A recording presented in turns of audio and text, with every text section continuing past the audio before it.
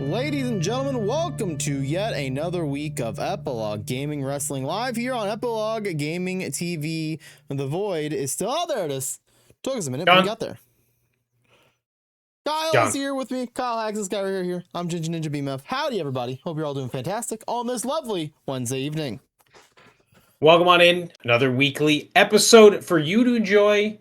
Debuts, shot callers to be made, tag team action, all the EGW stuff, including thumbtacks, including fireworks, including Rotten Skittles. We're back for another Wednesday edition. So many thumbtacks, so many Rotten Skittles, so little time. Yeah. We have a lot in store for here tonight, such as things as this new tag team. Well, not new tag, new tag team. New person Debuts. And new tag team. Debuts. The Chaos Sisters, Belz and Rochelle. Team to take on the Disco Dragons, our EGW World Tag Team Champions. I'm excited for this. I don't know what this Chaos Sisters will bring tonight. That should be interesting. See what they do against the tag champions. Every time we see Belz come out of the ring, there's a gigantic sword that comes with Belz. So, I mean, like, that's enough chaos in general. But, like, I also know that Rochelle is just a bundle of chaos. So, you know, putting that together is pretty, it's pretty important. Also, shout out to them getting an opportunity versus the tag team champions on their first match as a tag team. What a win it would be. And, I mean, later we'll explain that there's a little more into it for the tag team championships here. But, hey, step in the right direction if you get a win over the tag team champions. That pretty much propels you right to the front. You got to understand, a lot of our tag teams have been taken out backstage and shot in the legs, beaten up, thrown off cliffs, through tables, and a lot of other things. So, quite frankly, I don't even know if anybody wants to be a tag team right now in EGW. It just seems like a bad place to be a tag team right now. But the Chaos Sisters thrive in chaos, so we'll see what they can possibly pull off here tonight. Yeah, every time you book a new tag team or a tag team in general, someone gets beat up in the back room. So it's kind of his fault at this point. Every tag team match, got to offset it with someone getting attacked in the back. It's just how life is. Well, luckily, The match after that, coming right after in your second match of the evening, will be Casual taking on Jameson Walker, an EGW original, and the leader of the locker room, as opposing him, the court jester of the locker room. Could be an interesting dynamic between two different fighting styles and two different senses of humor, if you will. It's definitely someone is going in for several punchlines back to back to back to back, and then after that, Punchlines. I see what you did there. Right. Yeah, nice.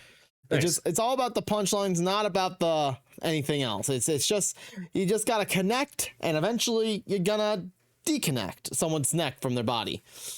Yeah.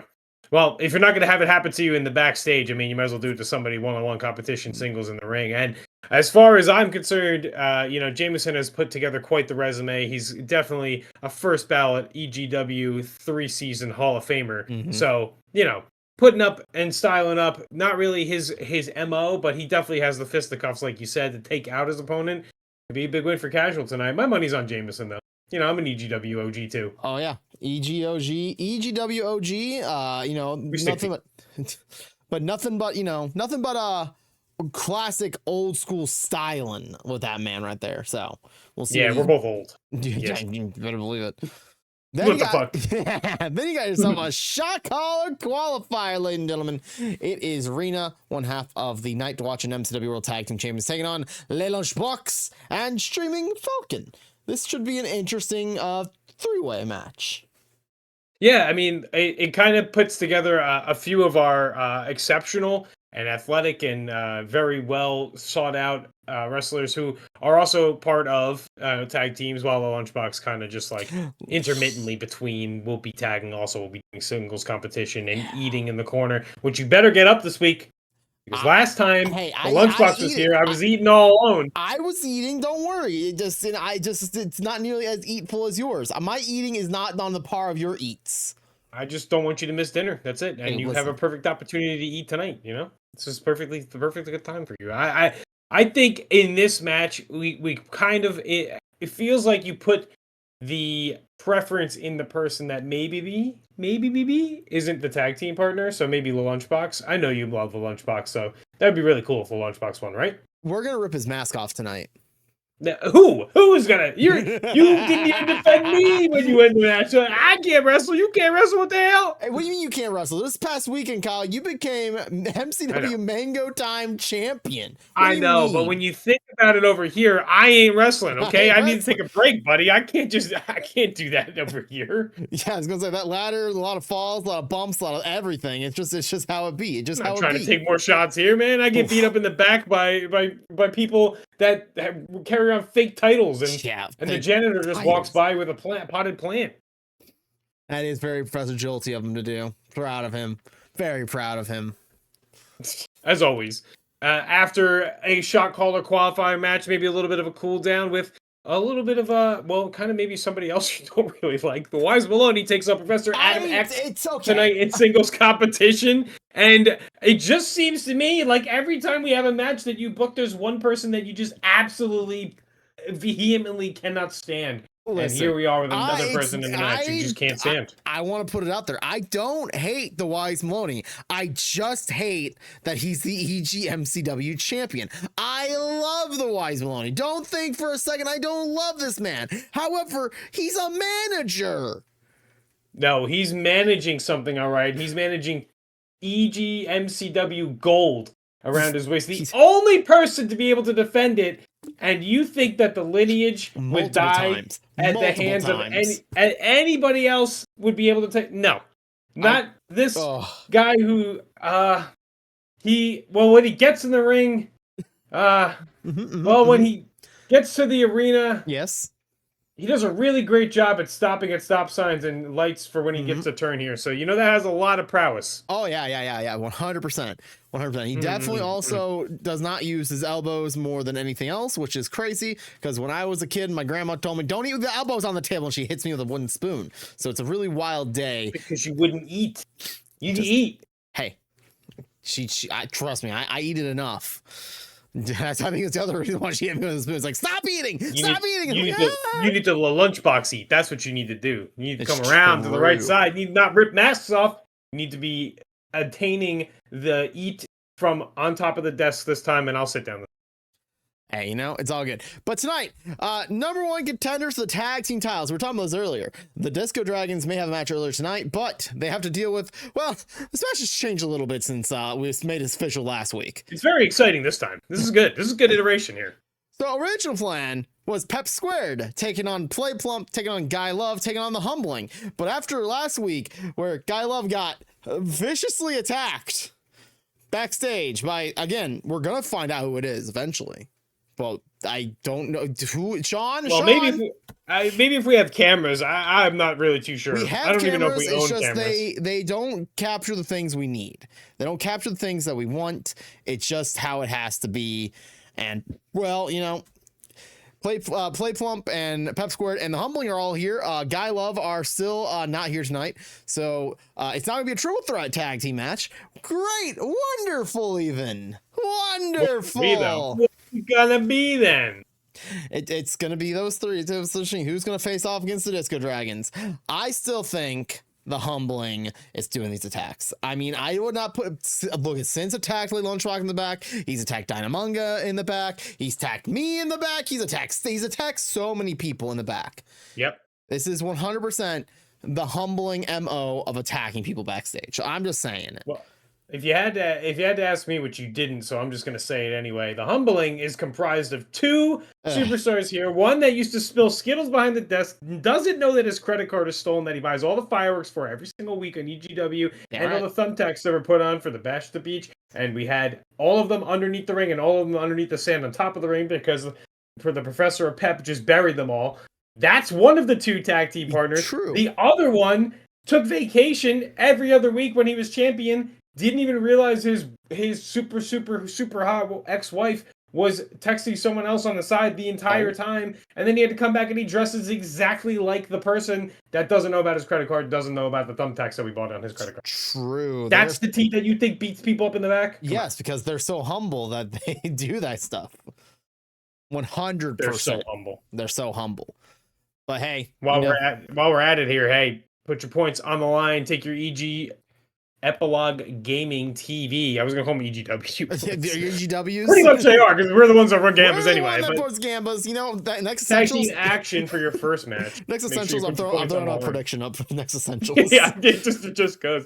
But don't forget, later tonight in our main event, which you've already alluded to as well, it is a Shot Caller Qualifier. But this time, 20 superstars will enter the ring, not at the same time, right? They're gonna enter over time. Oh, wait, you got it at the same time? No, not at the same time. We could. Oh my gosh, yeah, everything would crash. We don't want to deal with that. So, you know, it's going to kind of be like a Royal Rumble Battle Royal, over the top rope, elimination style. Enter. If you exit over the top rope, you're eliminated. Last one standing will earn the last spot in the Shot Caller Qualifier. Well, Shot Caller match to be the Shot Caller briefcase holder to, at one point, be able to cash in on a championship match of their choice in the future. It's just how get your gambas in, get your points on the line, and be ready. Be ready, because that action starts right about now. The following tag team match is scheduled for one fall. Introducing first, the team of Belz and Rochelle. They are the Chaos Sisters. There they are. Way less sword this time, a lot more dancing. Oh, I thought that was a scepter. It's a rose. That could be a sword. For all we know, it could turn. It's just like Yu Yu Hakusho. That rose could turn into a whip really quickly if Rochelle has that kind of magic powers. Oh, I thought you meant like the gun hand. But yeah, that could totally. You're right. That 100% that'll happen too. So I got to be careful over here. I can't see through the smoke all this way. What's going on? Can you see? I can see a little bit. There's just a lot of smoke. I think. Okay, someone just. Okay, she threw the flower at somebody. So I don't think it's a sword anymore. That was a say. If that's a sword, they're dead. And the Chaos Sisters up on the ring, looking super fly, looking super good, ready to take tag team competition to the next level here in EGW. It's all we love. We have tag team matches every week, except for that one. Yeah, that one that didn't have it. I have no control over that, allegedly. What the hell? Who did? Sin. That was Sin's. No, my God. I was trying to cut it off, but it wasn't. Nope, it was all Sin's fault. 100% Sin, nothing else in between.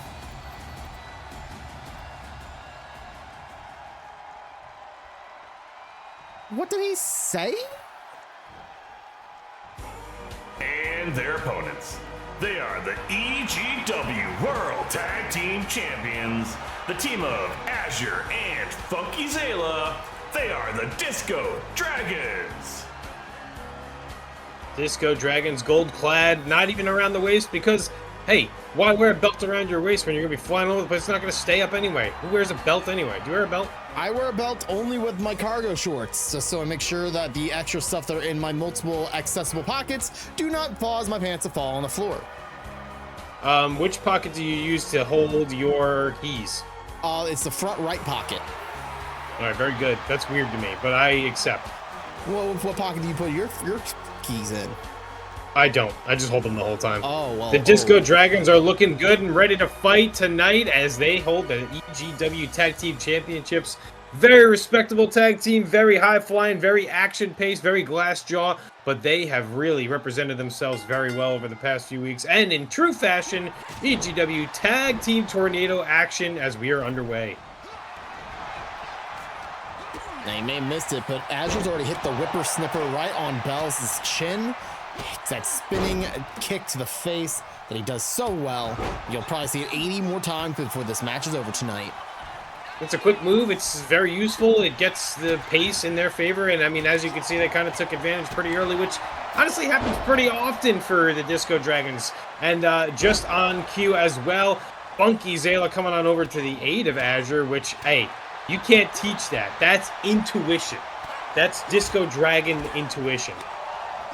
Intuition at its finest, because he knows that if he takes one wrong bump as a shattered jaw, and then, you know, the tag titles will be stripped. It's a whole lot of things. Does press over there on Belz as Zayla comes out of the ring to look maybe for some hardware and start it off the right way. And would you look at that? EGW branded thumbtacks. That's right. Let's get a close-up on those thumbtacks.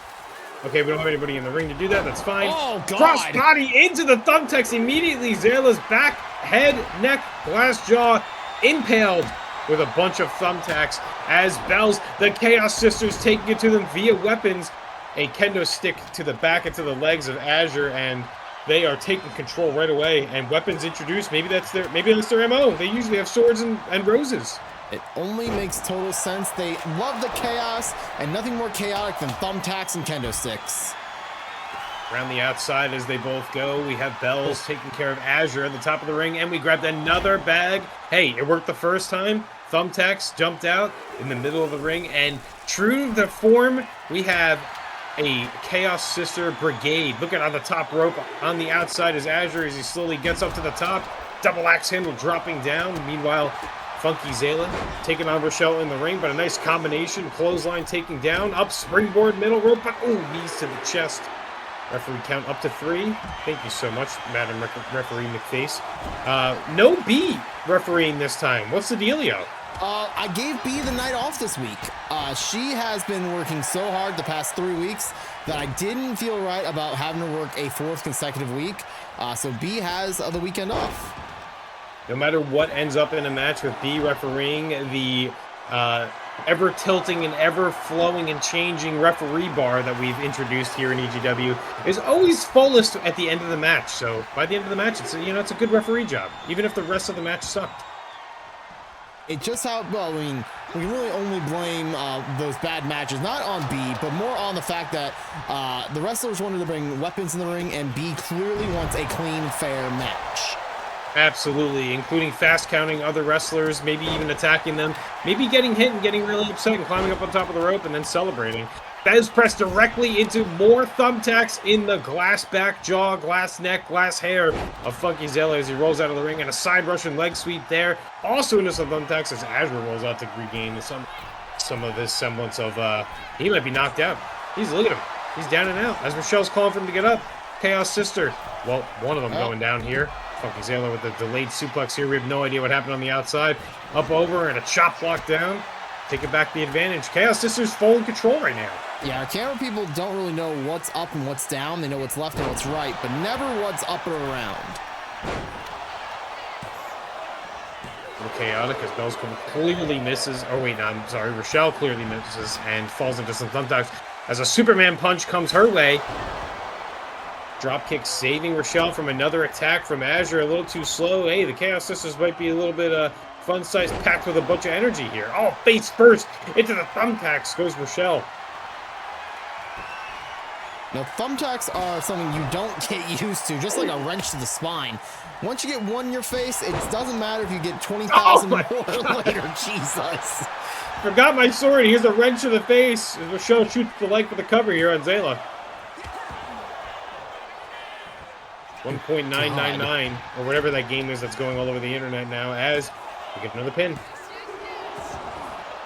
Belz getting a 2 count over there on Azure, who seems to be a little bit more worse for wear than Zayla does. Scooped up there and backbreaker right there on the leg, dropping Rochelle out, but Belz is right there as they fight back and forth. Combination punches and slaps here as we're getting funky off the ropes, and a knee misses. Whoop. Just like the knee missed, that shoulder tackle also misses. Back body drop into some of those loose thumbtacks, EGW branded. You can get your own bag of EGW branded thumbtacks on EGW Shop Wrestlers, all in the ring at one time, bought by Sin's credit card and everybody else, including the fireworks. And they may be humble, but they're not really humble.com.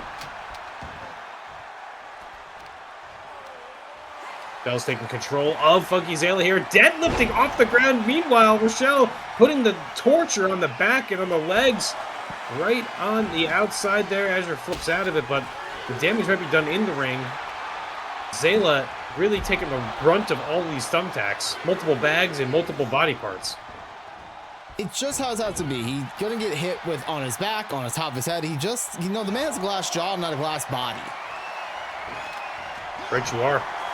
Outside again goes Azure looking for some more hardware. We have plenty of trash cans. That's right. The Professor Pep also leaves those everywhere just in case anyone... Oh my goodness! Just in case anyone has to take out the trash.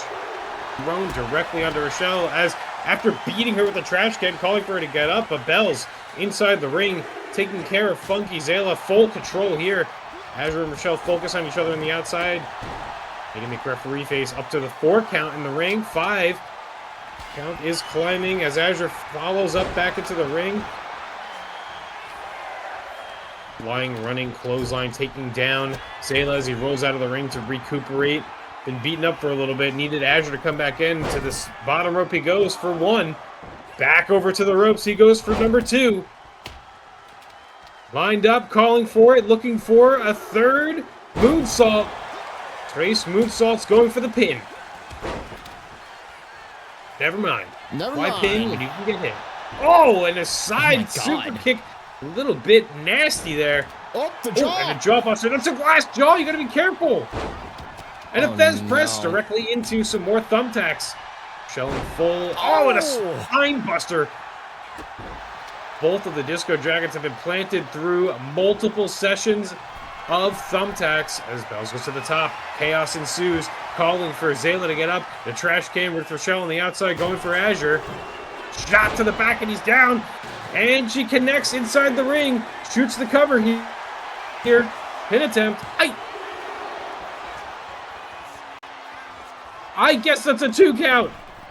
I think it was a 2 count. Oh my god. Oh my goodness. Like a pretzel twisted up and pulled on. I think Azure likes to be in that position. I think I'd be going crazy. It doesn't look comfortable, and it definitely looks mean. Uppercut from Funky Zayla. Tries to go across the back of the neck, ducking under. A mean clothesline from Belz. I thought this was supposed to be chaos. This is just absolute brute force at this point. Missing the knee there, Belz. Huge clothesline taking down Funky Zayla again. Going for the kendo stick, looking to shatter that across. Gonna miss. Azure with a nice sunset flip bomb there. Rochelle tries to turn her attention to the person that just hurt her tag team partner. Stalling suplex here. Over the top he goes. Chop block down. To the top. Poison runner from out of the corner. Not done yet as Azure's looking for some more hardware and grabs another bag. That's all we got under there sometimes. Sometimes you gotta dig through the bags to dig into the sticks. Sometimes it just has to be like that. As you're adding to the scenery, the Professor of Pep is going to be super thrilled to clean up all of this stuff afterwards. To the face and out of the corner. Goes Belz down on the ground as Rochelle's recovering. Going for 3. Moonsaults again. Hits the second. Taylor with that Enziguri throwing down Rochelle and goes for the pin. They're both pinning. 1 count there. No count on the other. Incredible resilience, and this crowd is loving it from the Chaos Sisters. Overhead, full Nelson suplex there. Yep, Zayla missed a Pin little while upside. Ooh, that was a wild miss. That could have been bad. That could have been very bad, very quick, and very awkwardly.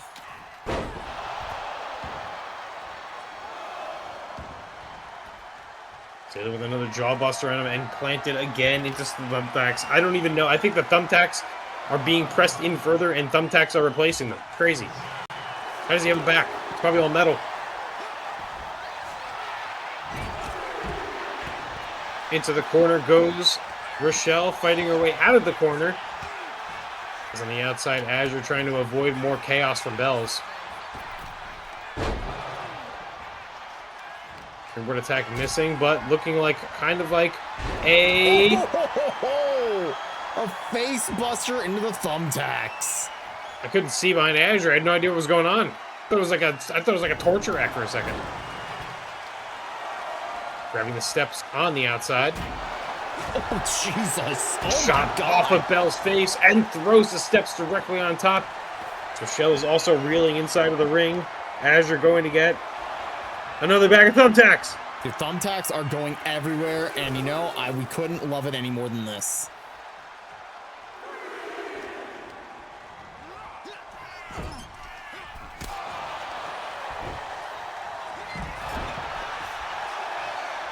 Pile driver on the outside. Referee count up to 4. Springboard kick taking out Azure. Rochelle goes for the wrench. Shot to the kneecap there with the wrench, but Zayla's back in the ring. Double arm suplex. Going for the pin. Belz is stirring. Ooh, 2 and a little bit.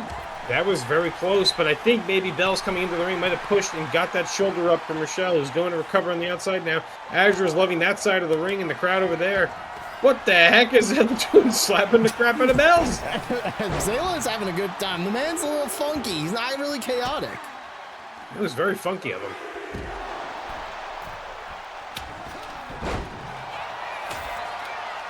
Zayla missing wildly, but Azure in full control on the outside, clearing off the German announce table there. Belz planting down Zayla. The referee has no idea where to stand, but is counting and is up to 6. Code breaker from Azure was nutty.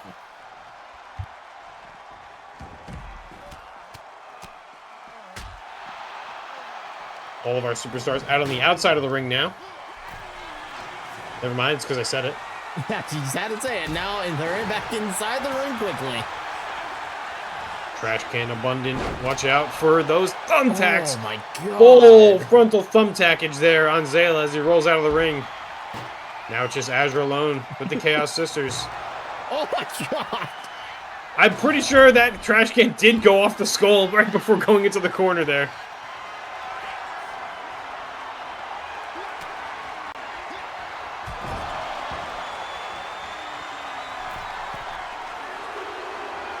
Thumbtacks and carnage everywhere. Steps are all over the place.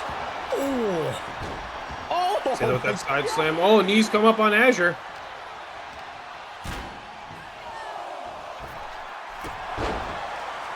Big boot. And now a wrench. Grabbing the hardware. Shot directly into the arm there of Azure, going for the pin. And that's going to do it. Zayla was distracted fighting Belz. Zayla one-track mind, and that's to cause chaos, well, cause pain to his opponents. Not really chaos, pain.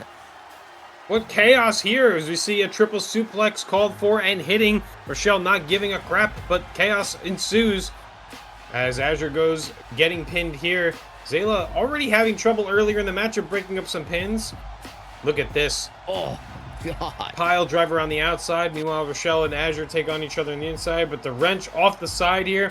And maybe Zilla a little too focused on causing pain on enemy, and the 3 count hits, and the tag team champions get pinned. Here are your winners. The team of Belle and Rochelle.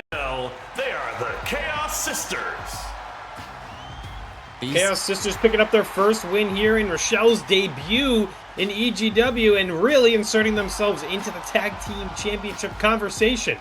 I thought we had a match for that later. I mean, we do, but I am starting to wonder, do we need to I mean, we already lost one tag team. Do we just go ahead and reschedule the entire thing? I mean, we might as well just put 20 tag teams in a 20 tag team battle royal and call it a day. You know what I'm saying? Oh my God, can we do that? I don't think so. I don't even know why I suggested it, because it made you think to try it. I mean, one tag team partner from each tag team. Gotta earn 20 tag teams. Gotta earn your tag team's opportunity for one person. Yeah, 20-person battle royal. Who's your tag team partner? I don't know yet, but I'm gonna go win this battle royal. But I'm gonna go and I'll find one. Yeah, exactly. Maybe somebody will want to be your tag team partner because you win. That is how chaos ensues here in EGW, and I like it a lot. You know, so oh my goodness. Got it. Nice shot. Thanks, man. Yeah, I mean, listen, but regardless, we have singles competition coming up. Casual taking on Jameson next. The battle of locker room supremacy versus locker room derelict, and quite honestly, just someone who tries to make it like a joke about everything. But you know what? Sometimes that works. Sometimes that leads to wins. I haven't seen a lot of them, like ever, from Casual, but it could be a Casual's night. Like you said, it's the battle of Locker supremacy. It's power cranberries versus the battle of cranberry versus the battle of old timey radio. Yeah, exactly. And you know what? I'm all for the guy that like fights like the fighting Irish guy in like the Notre Dame thing. Oh, the leprechaun? We're not sponsored. Yeah, exactly. That's Jameson right there. Oh, that's Jameson. They modeled it off of. You'll see. God. Watch. You'll see the resemblance. The following match is scheduled for one fall. Introducing first, here's Casual. Casual making his way down to the ring, full of flair, full of comedy gold, full of meme generation. And Casual, you can put your points on the line right now. The Gamma, take your Epilogue Gaming points that you be accruing while you're watching some EGW wrestling, and throw them on either Casual to win the match, or you can pick if Jameson will come out victorious here. But Casual looking full and ready to go, excited to be here, excited to throw down. He has already released the streamers. They're around his wrists, ready to go here tonight. The question is it premature celebration, or is he just giving us a spoiler warning? He's going to be able to pull the proverbial rabbit out here. Pick up a much needed win. And his opponent, he is Jameson Walker. You know, I kind of see it. I do see the fighting Irish leprechaun in this guy. I do see it now. Yeah, they modeled it off of him. He's 300 years old, so. Holy moly. He invented the first word. The first, what word was it? Oh, I don't know. You'll have to ask. He's past us. That's all right. Well, Jameson's making his way to the ring, and he is looking ready to go. As always, locker room leader, the pride of EGW. You know what? He's always close. He's never reached the pinnacle, but he's always willing to take on any competition that wants to go that way. And what better way to show out if you're a new, young, up-and-coming wrestler like Casual to take on a veteran like Jameson? Maybe you might even learn something, even if you do lose. It just comes down to what is the end goal for these competitors here tonight. Do they want to top the world title? They want a shot for the MCW championship? Do they have tag team partners in the back? What exactly is their goal here tonight? Well, I've spoken with Jameson plenty of times in the backstage and even on the way down, like trying to kind of scout out how the arena's looking for the night. He's always trying to make sure everything's looking tip-top shape for EGW here, whether or not he knows that we use Sin's card or not for all these purchases. But I've asked him before. I said, Jameson, listen, you've been around the world. You've been part of the military. You've been a locker room leader. You're easily a first ballot Hall of Famer here in EGW. what do you want to accomplish here? And he's told me, you know what, the best thing that I could do is give the advice to the next generation coming in. I've done it all, I've seen it all, I invented the first word, tried to ask him what word it was, and he just kept going on about, you know what, it's all about the next generation and making sure that EGW stays pertinent for a very, very long time. And you know what, maybe it's not a title shot, Jinja, but the shot that we give him is just putting him out there and showing these young bucks what it is to wrestle. Hey, you know, that's all we can ask for at the end of the day. These young, well, one's a young buck and one is not so young, but you know what? They both can get my appreciation with a little bit of a hockey fight, that's for sure. Well, we have one chance here, and if I know anything about Jameson, he knows the unwritten rules. Let's see if Casual will oblige here, because he's a young one. He's newer here in EGW. The chops and the overhands, and Casual calling for Jameson to throw those hands and bouncing off and maybe doing a little bit more damage there to Jameson. It's not really doing much to Casual. Chops back. Trading blows here. And a hockey There we fight! go. You know, you gotta love to see it. That's the kind of respect that even if Jameson takes an L here tonight, which he won't because I think he's going to win, that's the kind of respect that you get from a locker room leader when you know those unwritten rules. Like for me and you, for instance, when the lunchbox comes out later, we have to eat. We do, in fact, need to eat. That much we know for a fact, and we know it for a fact because it is a fact. It's written down. I wrote it on one of the pages in your Beetle book. Dude, the Beetle book goes hard, and you know it. Well, hard like a thorax, for sure. 100%. Off the ropes goes Jameson, and Splash missing there. Casual kind of playing possum, getting out of the way. What a jokester there. Spinning around, rolling through, and pin attempt here. Oh, So reversed. rolling it back over for the one Never there. mind. Flip back over. Jameson rolling out of the ring, maybe catching his breath. Maybe a little bit of that age showing up here. Casual looking spry. Oh, spine first in Plunged the directly barricade. into the barricade there by one of the 4 ice bars. Make sure to grab your refreshing drink at any time you come to a live EGW show at any one of the local ice bars. Cool yourself off. Drop down to the ground, be a bug, curl up in pain, and then get back up later to try it all again. Rolled up here, pin attempt, no count there. So looking to put damage down on the ground, stay off the feet, because on the feet he's really been taking a bunch of punches and kicks.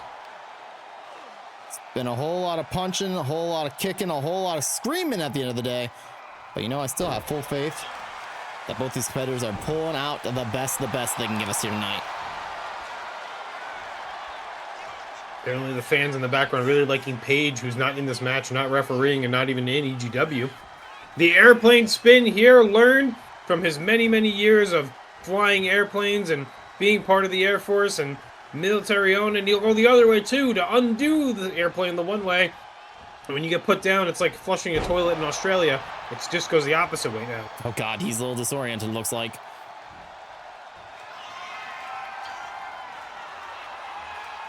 Just like me. Off the top rope here. Dropping the fist right through the bridge of the nose, going for the pin. Kick out at 2. Jameson winning back that control now. Early in the match, it didn't look like it was going in his favor. Elbow across the bridge of the nose there. He knows those weak points. Like, you know, like here, like right in your neck. I'm going to grab it. Like, tell me if this one hurts. Yeah.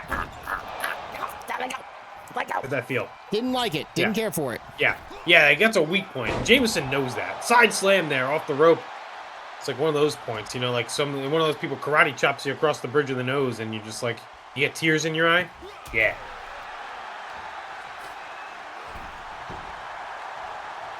Sometimes it just has to be what it has to be, and I didn't care for it. Never touch my neck again, thank you. No problem. Can't say that about any of the superstars that attack people in the back, but I won't do it anymore.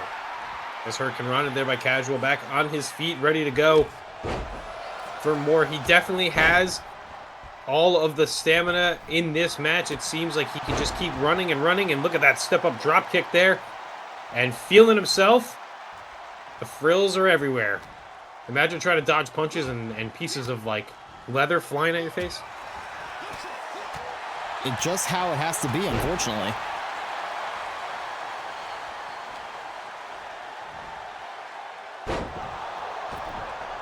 Pop-up spinebuster out of the ring quickly. I'm back into the ring. Tied up, roll behind. Swinging. Oh, gutbuster on the knee. God. Fancy work there from somebody who maybe doesn't really do so many suplexing and high-flying moves here.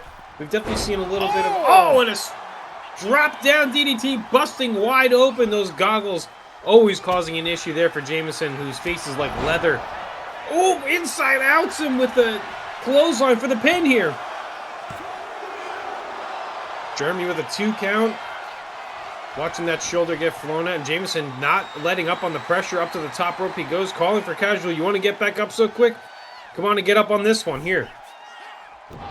Well, double axe handle misses. Old man, his depth perception is terrible, but he recovers with that. Flipping him around, kick to the gut. Into a powerbomb we go. Up top he is. Onto the shoulders, showing off the strength, hung up. Right across that top rope and everything.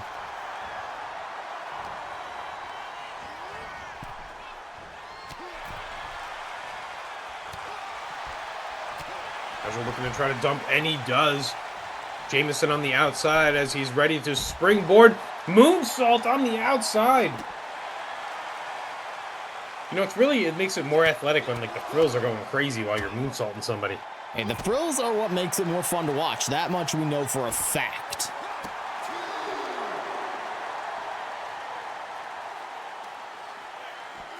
Momentum fully in Casual's favor here. Oh my gosh, Blue Thunder Bomb on the outside. On the 5th hardest part of the arena there, right where the ramp connects to the ring area. Back into the ring it goes. Doesn't want to win via count out. Casual wants a pinfall victory here. Shoots the leg. Jeremy in position. Kick out there. Yeah, not really too much towards the 3. Kind of in the same spot as it was before. Jameson's showing some resilience, but no offense for a little bit. A hell of a kick there. The Jester's kick to the face there. Shoots the leg this time. Cold blood there. Jameson, too much fight left in him. Another long count here. 2 2/3, 3/4-ish. Oh, drop toe hold down on that face again. Casual calling for him to get up. That punch is ready to go. Oh! There's the punchline. The punchline connects. This could be it. Oh my goodness! And he rolls the shoulder out. Jameson just won't give up. Jameson just essentially looked at Casual in the face, said, "Your punchline wasn't funny. Try again." Kind of crazy that all of this effort is being counteracted by sheer resilience and the will to try to not lose, which has kind of been his whole life. Oh, a power bomb. Walked out and dropped down as Jameson crawls to the corner, calling for his shot. Oh, nope, not getting the corner blocked. Ducks under, though. Old man falling down. Shot to the back there. Turns him over. And stomp to the gut. Calling for the encore here. Punches and chops combination. And a poison Rana. Dropping Jameson on his head. Listen, his mom's been dropping on his head since he was 2 years old. He knows what it feels like. That doesn't affect him as much anymore. Splash there from Jameson. Stomp to the shoulder area, dropping the elbow on the back. Trying to regain some momentum, firing himself up. This crowd is firmly behind him. One of the fan favorites here in EGW. Irish whip off the ropes. Up and, planted again with another DDT. The one that busted him open before. He's wide open now. Oh! And just shot back to the head, busting open Casual. That just fired Casual up. That angered Casual up. That was not the right move for that particular moment. Up he goes. Stalling that suplex. Reversal. Push to the back. Irish whip to the corner. Two reading each other's movements very well at this late stage of this matchup. Both bleeding very, very heavily. No thumbtacks involved, but the stains are everywhere. Professor Pep's going to have a time. God, look at the bruises building on Jameson's body there. Irish whip off the ropes and inside out he turns. Casual throws a leg. Clothesline from 1892. And he gets the pin. Wow, what a match between these two. What an absolute brawl. And here is your winner. Oh my God. He is Jameson Walker. So much blood. Jameson with a big W there. And honestly, he's got to have the absolute full respect for Casual in this matchup. Busted open early, beaten down, bruised, and taken advantage of until that last little bit and that flurry. And Kyle. Oh my God, dude. Another one. They're in the bushes. They're in the bushes. That's where they go to make out in the back. Who attacked them while they're making out? It wasn't me. I've been here the whole time. It wasn't. I was here too. Like, I don't. What? Okay, so this is awkward. Well, they were in the match for the #1 contendership in a little bit. I know. During the next match, I think I gotta go to medical and see if they're available for tonight.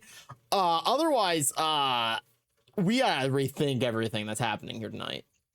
Well, I mean, the more people you are booking in tag team, I don't even want to have the Shot Caller tag team match for the 20 tag teams that could possibly happen. They're all going to get knocked down in the backstage. We're not going to have any superstars left next week. Start tumbling down the ramp and yeah, like me after some Skittles. This is not good. I hope PlayPlump is okay. Hope they're able to make it out to the ring tonight. And during this next match, Ginger will go check on medical. I'll be here with you all. Yes, of course. I'll go run and check on them really quickly. Next matchup for your entertainment, the Shot Caller Qualifier match between Rina, Falcon, and Lunchbox. Rina one half of the Night Watch, Falcon one half of Hatchem, and Lunchbox, who has never been in the same room as LaRue, but is not LaRue, in triple threat action to be into the Shot Caller match to be possibly the next one to cash in and possibly win some EGW gold coming up right now. All right, you got this. I'll go check on them real quickly. All right, make sure you grab some skip. Grab some skip. It's a Shot Caller Contract Qualifier. Introducing first, she is one half of the MCW World Tag Team Champions. She is Rina. Rina, one half of the MCW Tag Team Champions. The Night Watch, representing her team well and ready to try to make that leap into singles competition heaven, where she gets to have the Shot Caller briefcase to be able to cash in on, well, any championship, honestly, if you're choosing between EGW and MCW. Gamba is live. Please put your points on the line, whether you think Rina or Falcon or the Lunchbox will take the victory here in this next matchup. Triple threat action. No holds barred, no disqualifications in triple threat, so we might see some more thumbtacks here.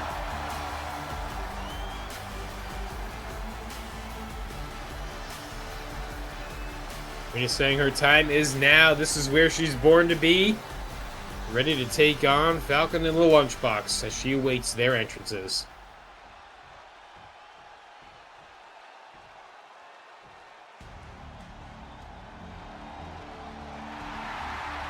And their opponents.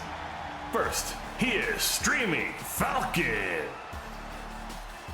Exclamation point, join in chat, and you can get in on this action here.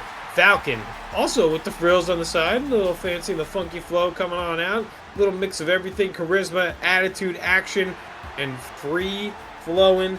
He is ready for this matchup, and it is also an important one for him too, because he can represent his tag team in the Shot Caller briefcase match if he takes the victory here. Want to put your points on Falcon. He is one of the triple threat options in the gamut that is going right now. Feel free to put your points on the prediction that you want to choose.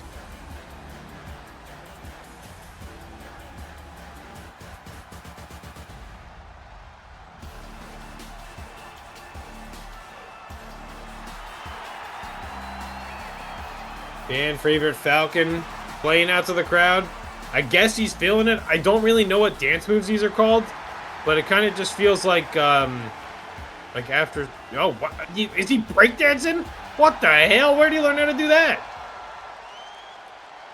Never mind, he's got no clothes on.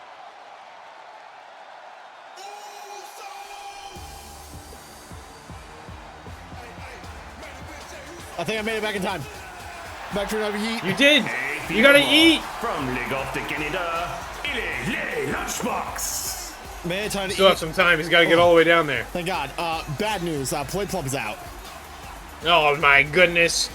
You can't do this when I'm about to eat, man. But good news. Play took back the green juice from me. Wait, that's good news? I thought you liked the green juice. I did, but she seemed very much like she needed it. So I think healing properties? I don't know. It might have been their child. I might have been drinking their child, and it might be. I don't know. I don't know where. I don't know how. I might be pregnant. Oh, congratulations.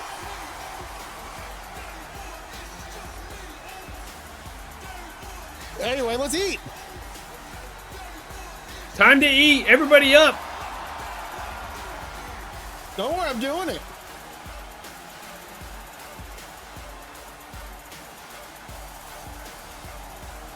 Oh my God. Yeah. This is good. I haven't eaten all day.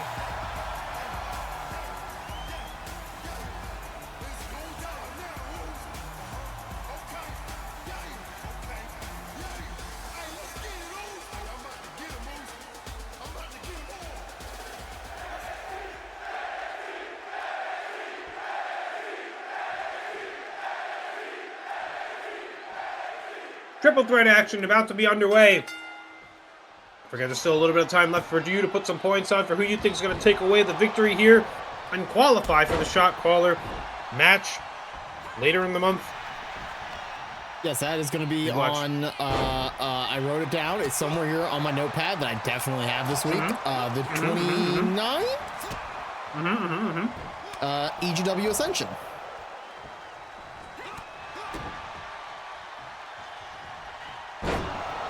Kind of appropriate, you know, like the rise to the top. Exactly.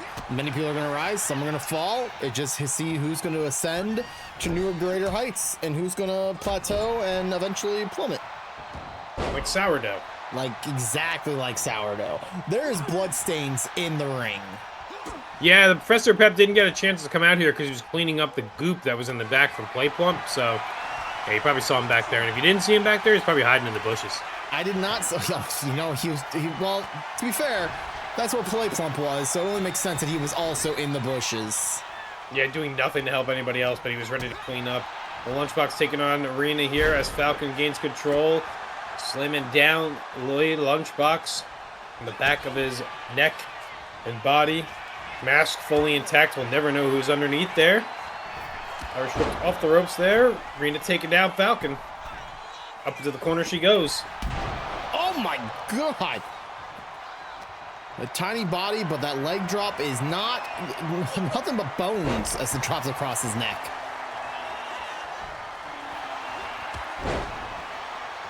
Flying across the ring there, taking out Rina with that clothesline. Maybe gonna look for some hardware. He did set up a table before. Nobody is eating at his table. Probably why he set it up. I don't blame him. This guy likes to eat. He do appreciate a good eating, but he definitely also enjoys a good empty table.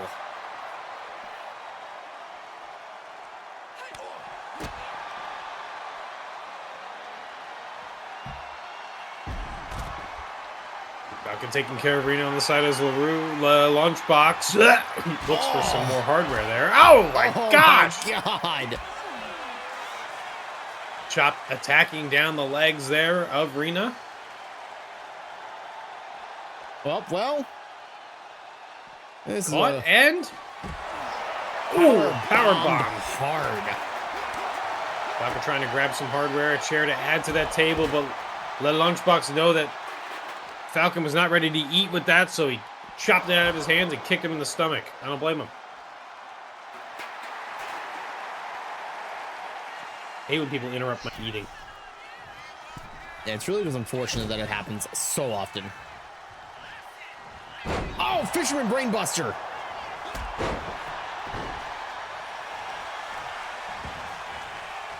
In the ring with the cover here, Rina on Falcon. No count at all.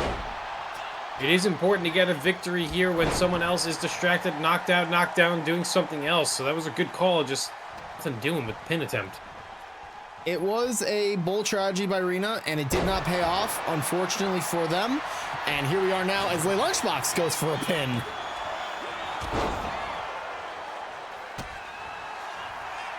Triple threat competition is a little bit sketchy because you never know where that third person is going to come in, and they might just be able to... Oh, super kick from the Lunchbox to Rina there. But there it is, the third person in the match, taking them away from the opportunity to maybe... Oh, and a spear out of nowhere! Oh, Rina trying to get back into the match, and just the Lunchbox taking it to her.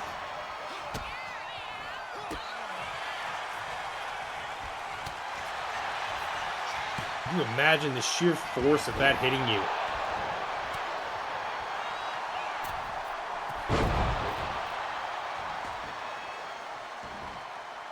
It hits you harder than a car that wasn't paying attention as you walking across the street, jaywalking, just smashing square in between your eyes and knocking your entire body out cold. With a nice Hurricane Rana getting up top, that height, throwing the Lunchbox. Irish whipped into the corner. Oh, goes low, chop block and a reversal there, and a jawbreaker. Oh, but punch from behind. Irish whipped off the ropes. Pressing. Nope. Nope. Rolled up. The Lunchbox just watching. Oh, swift kick to the shoulder there and chopped down the knee. Lunchbox going to the outside looking for some more hardware. Oh my god! Oh my god! Yeah, and he's eating after doing that. That's crazy. God. He celebrated so quickly on that. Like, I hit you with a 2x4, and here's a headbutt. He knew exactly what he was doing with that.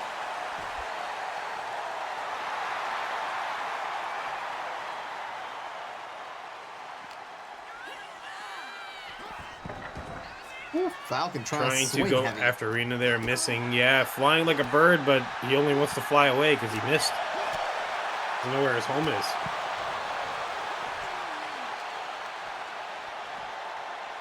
I'm like a bird, wanna fly away. Hey, what were you singing about? I don't know. It's a song or What something. do you mean you don't know? I don't know. Maybe you make those words up. I'm gonna make those words up, you know. You know, just Tasha Bedingfield after all, you know. Who's that? See these three superstars on the outside taking it to each other. Out by the German and Spanish announce tables. German team standing up. The Spanish team not here. Oh, into the steps goes Rina. Falcon tries to take advantage of a little bit of a distraction from them two beating each other up. Oh, Splitsky. Nice punch to take down the Lunchbox. Ow! Ow! The guns! You know, he had that on him. Hey, sometimes it has to be like that. You gotta pull out secret weapons every chance you get to really just make a statement as Leafage hits hard on Falcon. Leafage connecting right there, and Falcon is worse for wear. Well, as the wood 2x4 with the barbed wire there was going to come into the ring, maybe into play, since the Lunchbox threw that earlier. But, oh, full Elsa Bomb. Ow! Onto the bites of that. Pulled into a submission hold. What on earth was that? Wow. Nice catch of that super kick there, twisting the leg and suplexing German over top. Perfectly done. Oh, my God. Jesus. And a back to the head. But apparently it's made of foam as Rina's right back up. Package suplex.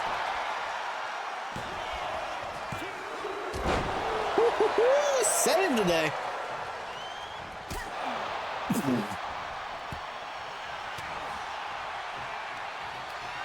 Now that was a classic super kick that just kind of didn't do much when another Leafage is hit. Clean Leafage connects, but again, triple threat. That's going to stop your pin attempts. That's going to stop your advantage of doing your finish. Oh, we're eating. Oh, ow. Unexpected eating happening there. He just wants to run it back, I think. Hopefully. Would you run it back with him? As long as it's only the eating and nothing else. What else could he do? Some say it's like a trial by fire. Some say it's trial of your peers. Some also may say it's just a trial of friendship.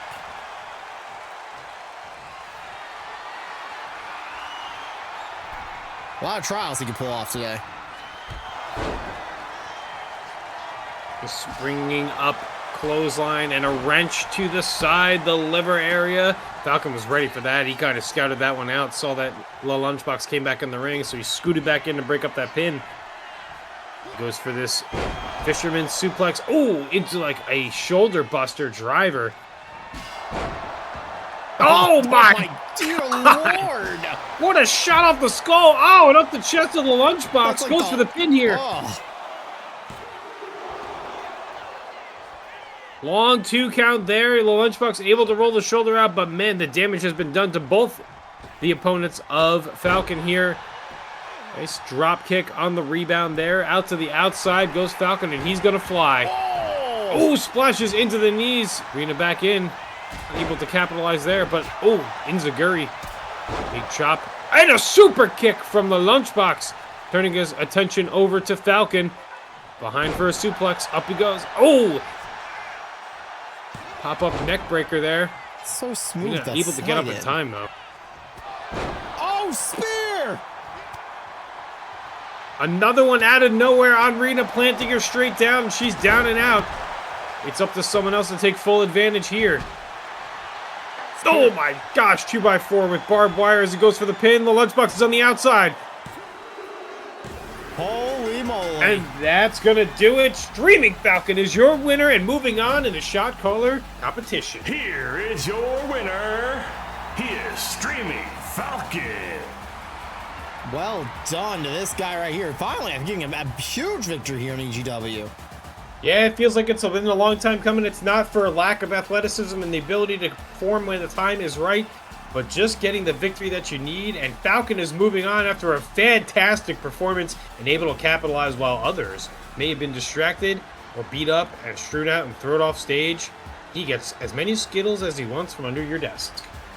There's a good handful of them, and also maybe some cupcake bits. But, you know, I'm on MCW. Oh. What happened? Hello? What about me? How did I get to MCW? How am I still here? Ah! What is happening? Hang What's on. going on? We need to go to the void. Let's void it first. Go to the void first. Light up the sky. And there I we saw go. it. It's hashtag light up the sky. Welcome to MCW. I'm just kidding. A lot of things just happened. I don't even know where we are. Well, anymore. luckily for us, we probably have to run ads anyway We at this do. point, so it's Thank not a God. big deal. So much awful things has happened all at the Thank same God. time. Oh my God! I thought it was Saturday night already. And I was like, oh no, I'm not ready for that already. Like, what the hell? Well, while the break is going to be going on, prepare yourselves for the next singles competition. After the break, the Wise Melone is going to be taking on in singles competition Professor Adam X. We know that PlayPlump was attacked backstage and they weren't medically cleared for later in the quadruple threat, the Fatal 4-Way tag team matchup for the number 1 contenders. Two left. Let's hope Two there's left. no other attacks, because otherwise we're canceling the match, and I'd rather not cancel the match. Tag team matches canceled here in EGW? He's out of his mind. He books it. He can do whatever he wants. If PepSquared or the Humbling get attacked, I'm gonna have to cancel the match. It's just how it has to be. It feels like PepSquared has been attacked before, so it could be a possibility. And Oh no. if it is the Humbling, they might be trying to do that just to kind of, get away with not having to face people in a tag team championship qualifying match. They can try to put themselves in position to be the only team left. Those jerks. I can't stand them. They're too humble. They're so humble. Yeah, we gotta go take that ad break though. Let's get that ads out of the way. We'll be right back, everyone. Sit back, relax, go get some food, go get some water, do what you gotta do, go take a bio break or whatever you got to do, and enjoy our Epilogue Gaming teammates. And make sure to gamble on this next prediction that is live right now. It's up. We'll BRB. Hey everyone, just imagine here.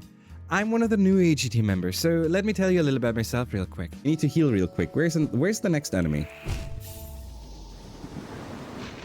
I'm a Yap enthusiast that loves sharing his first playthroughs from games that were suggested by the community.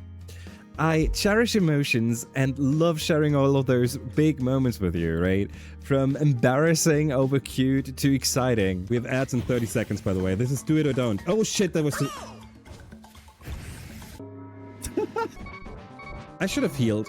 Well, I'm just gonna do this without taking any more damage. Remember I said we do it without taking any damage? I can't! I'm so happy! We did it, people! Bennett is a husky. Oh my god, Aiko, you're so cool. Bennett is a husky. Thank you so much for the seal. And I love streaming and getting to meet new people. And I would love to meet you too one day. Hi, my name is John Dad. Twitch handle John Dad Gaming. Find me on Discord at the same name. I am a newer member of this EG community. I joined in late November/early December of 2025. But I've been around the community for a long time, a little over a year, hanging out with them. I started streaming a bit more aggressively around May of 2024, earned my affiliate at that time, cut my teeth on the Kaizo Ironman challenge by following a lot of similar streamers and enjoying that challenge. I have roughly 8 wins in that category of varying difficulty and varying games. Now my shtick is mostly variety gaming off my PS5, where I do a lot of trophy chasing and doing platinum runs. So if you would like to see what I do, I stream in the evenings, late evenings, Central Time for US at John Dad Gaming.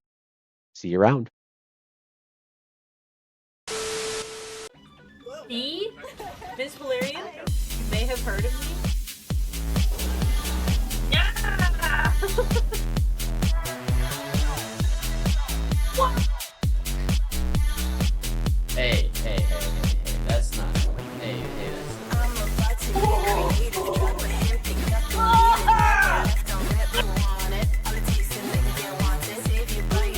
That's it!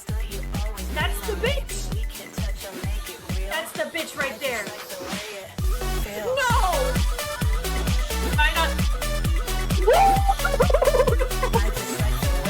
Oh my god!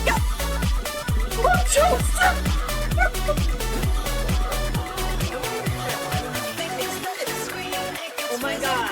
Did that really just happen? What is it?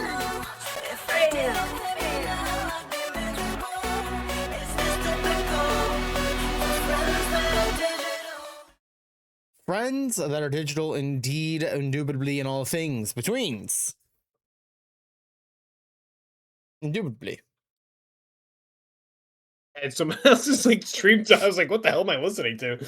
Welcome back, everybody, from the break. Hopefully you enjoyed all of our friends that we were showing off, because I was looking at the profiles of those friends to shout them out. One got shouted out, and I'm just back up. I'm just backing up. It's all good. I'm ready to go now. Make sure you guys are following all the Epilogue Gaming team members, including the ones you just saw, Just the Match in 71, John Dad Gaming, and Miss Valerian on the double. And if you don't, well, you suck for that. I'll just put it out there for you. You're banned. Period. Oh, okay, yeah. Well, sucked and banned. Get sucked in. Well, don't get sucked, actually. Get blown. Well, wait. I'm making it worse. I'm just like that. I've made a simple gesture of your band into I'm now the Gluck Gluck 5000, aren't I? You are. You always have been. Always have been, always will be, and how it has to be. But you know what doesn't have to be? Doesn't have to be is my hatred of the Wise Melone, allegedly. My alleged hatred it's of never, this man. I guess this is never gonna end. So, you know, I just figured I hate this guy. You know what? About him. You know what's gonna make you hate him even more? It could be him that's attacking him. Oh my god, if he's attacking him backstage, I'm firing him.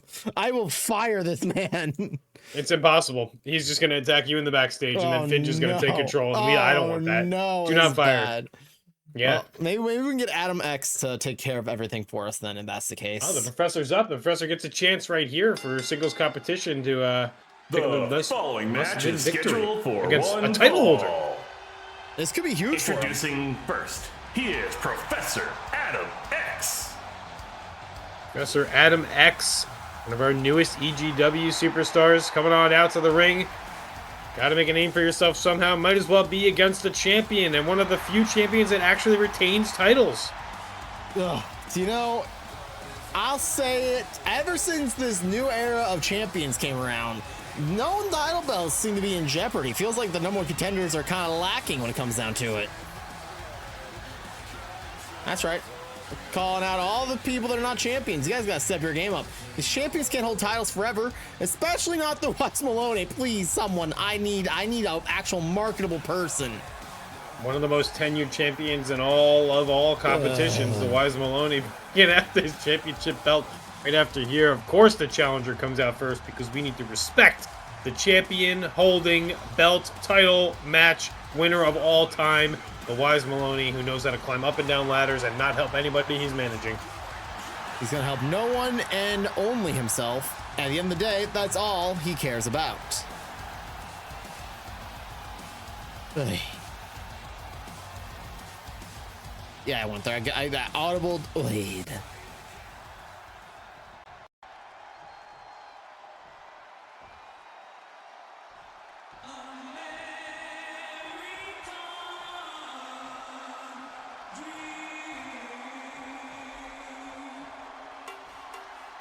That's right, the American Dream on his way down to the ring.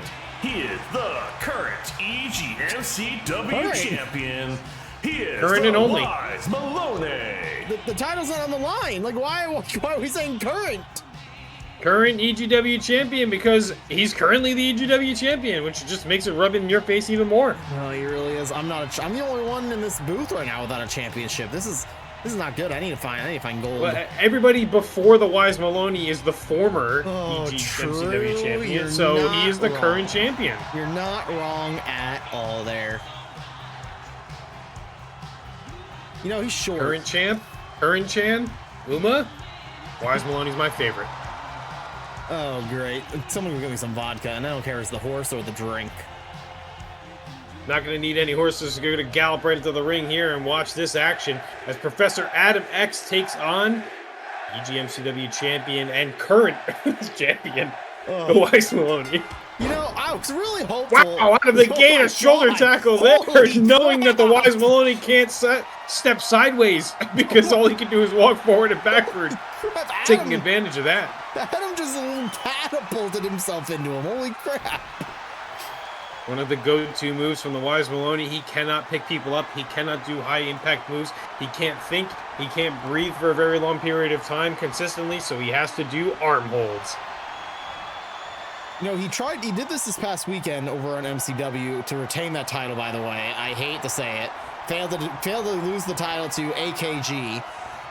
And he just took it in a pure classic wrestling style of a match, and it was just too much for him. I think that might be what Wise Melone is doing very well.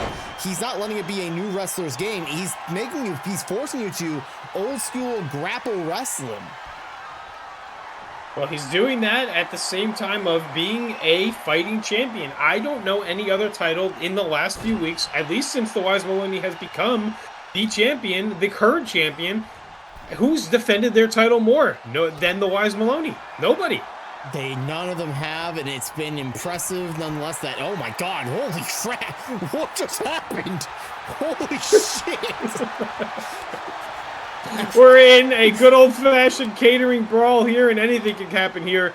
And if a champion does not do a hockey fight, well, that'll put him in another title defense match. So the Wise Melone better wisen up here. Because I got the authority to put him in every title match I want, and if I want to put him in a title match next week, I will. I was ever told I'm not allowed to put him in a match against LaRue, because apparently LaRue still loves this man. How can you not? With such poise, such aptitude, and a hockey fight, and we're not going to see them in catering, and they could be rebooked next week as they're going after each other, but Professor Adam X getting the advantage here, dragging, otherwise never mind, that's a big body to drag, so he fights out of it. Grappled, kicked to the stomach. No way. No way. Professor Adam X is up top. Over to the corner we go. Buckle bomb. No. Turns around and... Oh, face first. Never mind. That didn't last long. The problem is he gives his opponents a target between where his beard splits off, so the chin gets kicked directly. Gotta be careful with that. Just this old style of wrestling, I'm telling you. This grapple body slams. This is incredible.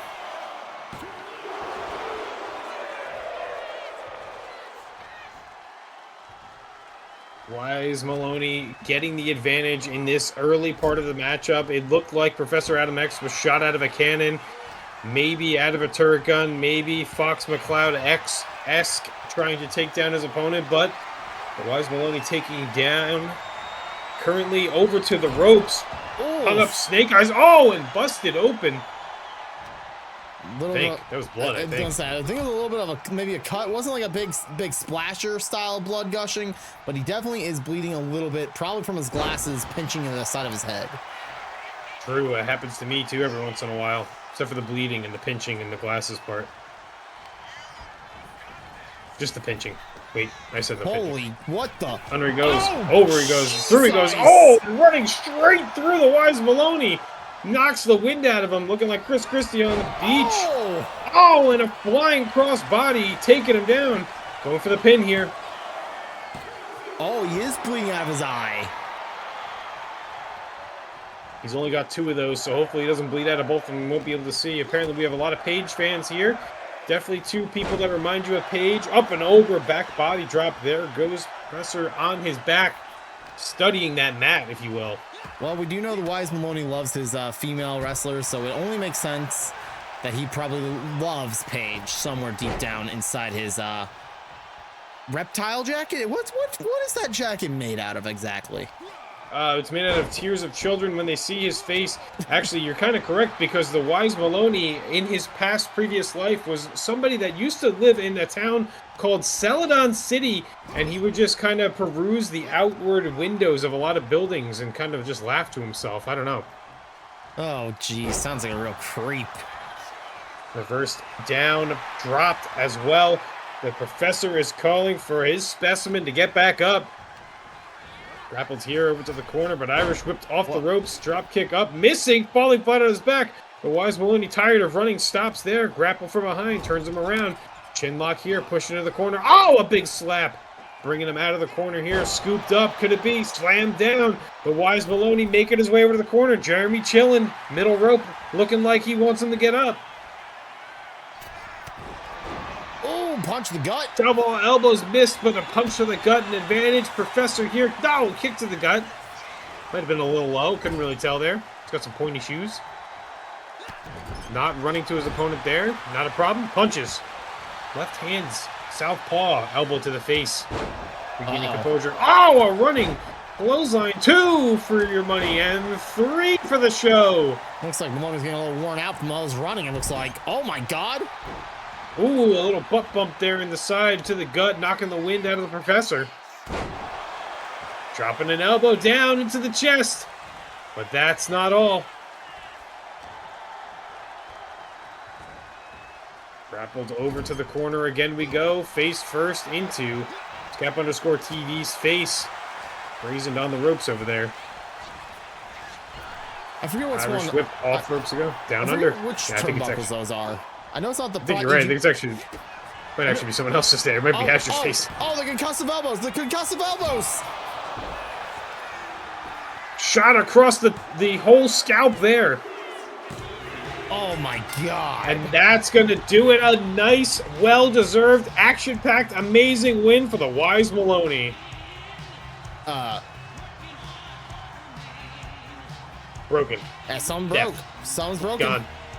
Is someone getting attacked? Someone's getting attacked in the back. Here is your winner. He is the Wise Melone. Those concussive elbows are like getting bombs dropped on the back of your head. 1, 2, 3, and then a massive 4th one. Well, Wise Melone putting together a fantastic showing. The only match tonight that didn't go 5 stars. Not a surprise, as he's kind of terrible at wrestling, but still victorious here, and still your current champion. Crazy. He's also all that's packed into one. All this dancing, he's just kind of like vibing, and how can you hate him? It just yeah, how can you hate him? Don't hate him. I don't know where this rumor started that I hate this man. This is insanity. I don't like the fact that this is crazy. They say that Insanity is doing the same thing over and over again, and you can book him all you want in title matches for defense, but he's just going to keep coming out on top. He's the only person that can defend that title, and twice, matter of fact. Maybe a 3rd time. That's it. I'm making sure Lee Lunchbox's title match next week. Hang on. Let me type some things in the number books.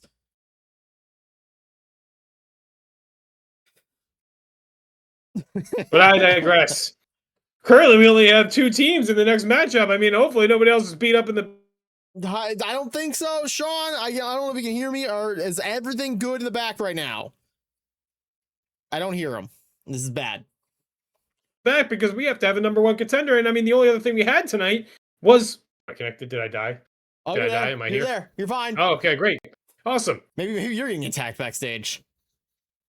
No, I already had that happen to me. Don't do that again. I would much prefer not to, please. I'd rather not be I attacked. don't want to have to go to the hospital again. I don't want to have those elbows from the Wise Melone that wins matches. Yeah, now Kyle has his suspicions who's attacking the tag team backstage. I still think it's the humbling. I'm just saying it. Let's just be honest here. I mean, common denominator is if they're the only team standing, they're the only team that's going to be not affected by people beating people up in the backstage. I mean, really, how many teams and a handful of teams that haven't been attacked so far, and humbling's one of them. I mean, Like I said, what are the pointing that way. chances it's PepSquared? They just pep all the time. Like, I don't think there's a chance it's PepSquared. There is a chance that they definitely told each other to pretend like they beat each other up and they were beat up in the backstage. But I feel like that's too much work for them. That's way too especially much the work for cleanup. them. For them, Yeah. too much work. Yeah, exactly. But hey, But that's all we have, man. PepSquared, and we have the humbling. It's all we got. that's all we have. They're gonna have to settle us out. Ooh, Following new ring cover. tag team match is scheduled for one fall, and it is to decide the #1 contenders for the EGW World Tag Team Championships.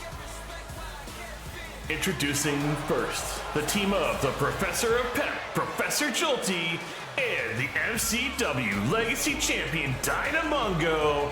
They are PepSquared. Ready to pep together, as always. The dynamic duo. P squared, double P, if you want to call them PP. They're ready to go. Double P, EG, Epilogue Gaming, a duo of the year 2025. These two could easily add a tag team championship in their next as part of the resume next. They could. It's true. And you know what? Being 8 foot tall and 755 pounds, the Professor of Pep really putting himself in a good position to be the enforcer here for this tag team. Dino looks like a child standing next to him. That's because Jana is a child. He's also a Giants fan, so it kind of goes hand in hand. Oh my god. No, do you think Dino will be up for getting one of those cowboy hats that Professor Pep has? No, I don't think he likes Cowboys at all, actually. Ooh, no, that's a little touchy, isn't it? Yeah, I'm sure he probably touched Professor Pep. That's probably better.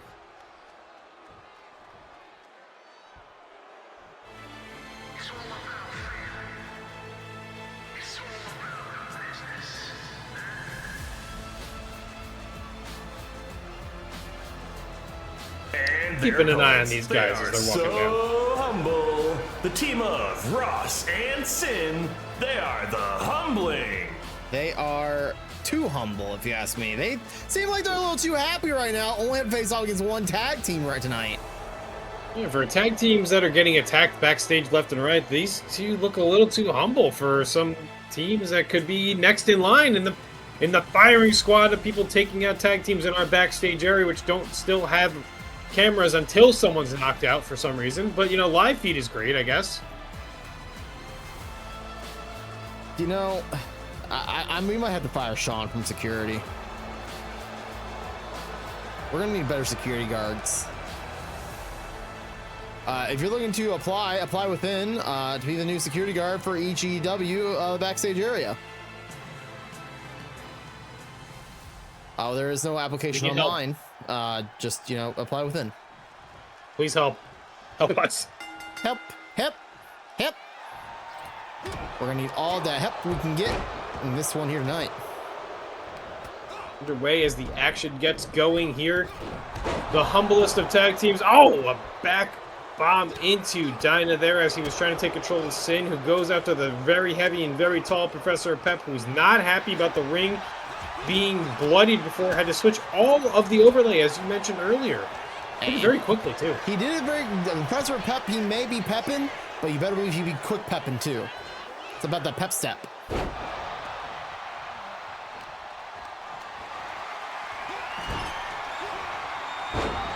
If we haven't said it enough at this point, the impact of this match being a #1 contenders match, going for the pin here with Sin to count on Dyna.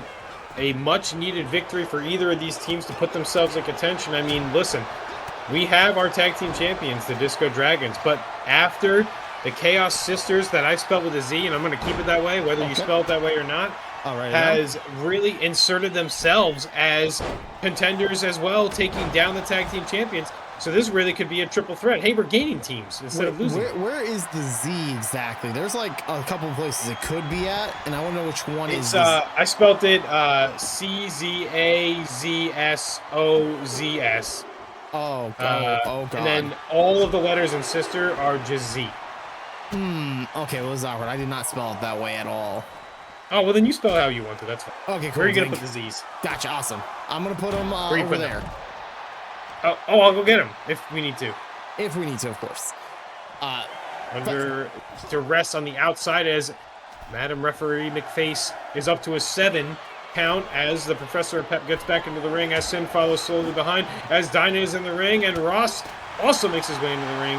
We all know the longest count is from 7 to 10 in any wrestling promotion. Sin is now 15 feet in the air and just dropped down. God.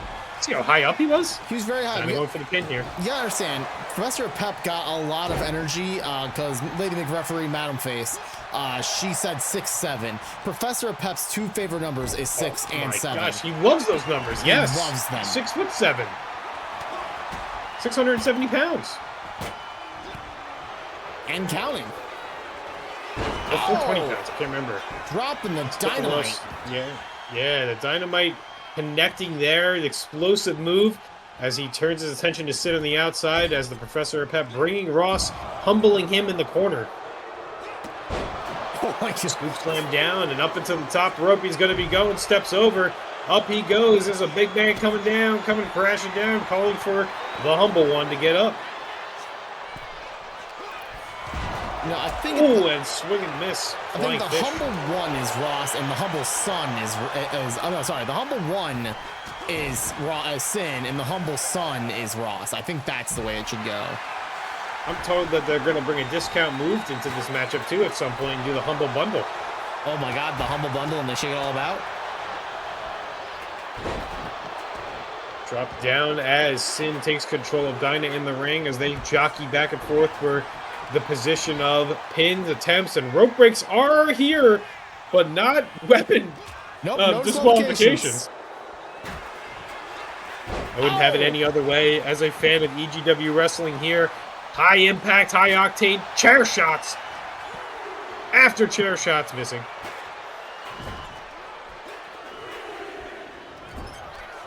Ross might want to get Jolty in the ring quick. If Madam Referee McFace is a 6'7" again, we might be screwed. Might be in trouble here, depending on what's going on, however high she can count. Oh! The humble Say going for the pin on Dinah here in the ring. Professor Pep wanting to come back to the aid of his best friend in the whole wide world. Oh my God! Absolute chaos being lifted up by him. Oh! First 3 seeds! Where did Sin come from? He was ready. He hates Kaizo Ironman. He was ready to break that pin up. Wait, what happened to Professor Pep? He's on the outside. But what happened? I didn't... All I know is there was blood spattered everywhere on that first 3 seeds. Taste it. Tastes like sweet defeat. Couple of feet lovers here in the ring. Won't tell you who. Could even be Madam with referee face. Oh, she definitely loves feet, just like Sin. Both of them have the same wiki review score on WikiFeet. Dropping the hammer down there on Dinah, going for the pin. A disrespectful arm across the face. Oh, Jesus. Oh, the Professor Pep getting taken out by kendo stick shot after kendo stick shot. And look at this.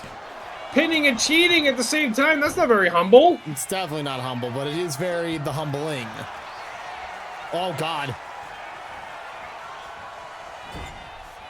Jolty is going a little peps, oh, God, in reversing.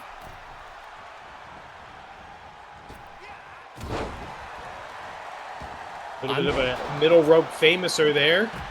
I'm dizzy just watching that all happen. Pep going for the pin here. Lady McReferee slapping the shit out of Sin. Very good on her. The ropes. Leg drop.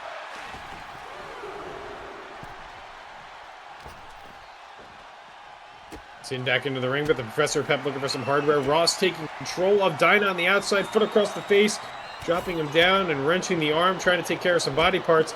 And after seeing his best friend getting his arm wrenched, the Professor Pep was trying to grab another arm just in case he needed it replaced, but took down by Sin, and a frog splash across the chest and body. No one around to break this one up.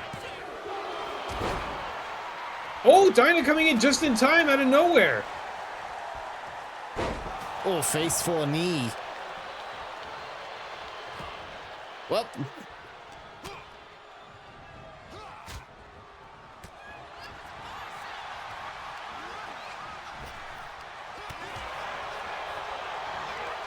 Both teams looking to get control here. Total War. Oh, and slammed straight down on his face is Sin. Ross looks to take control here of the Professor of Pep, and Stroke! Oh, face first. I guess in this case, it's not called a stroke, it's called a humble. That was a bit of a humbling there as the Professor Pep is just laid out on his back. Dinah up top. Maybe waiting for Sin to get up. Nothing! Oh, my. But Mungo! Not done there as he's looking to get revenge for his best friend. Ross cleaning up the Spanish announce table. Dinah with the suplex here. Oh!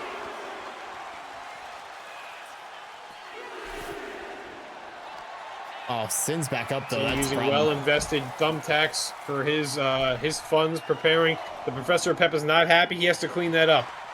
Oh, he's not happy about that. Oh, man. Oh, Superman punch there. Very humbling punch from Ross as they are both. Oh, so humble. Oh, just so humble out there, Sin. Yeah, you might want to watch out. Oh, God. Oh, my God. A big boot through the face. Sin not happy about that. Looking to drop the Professor Pep there.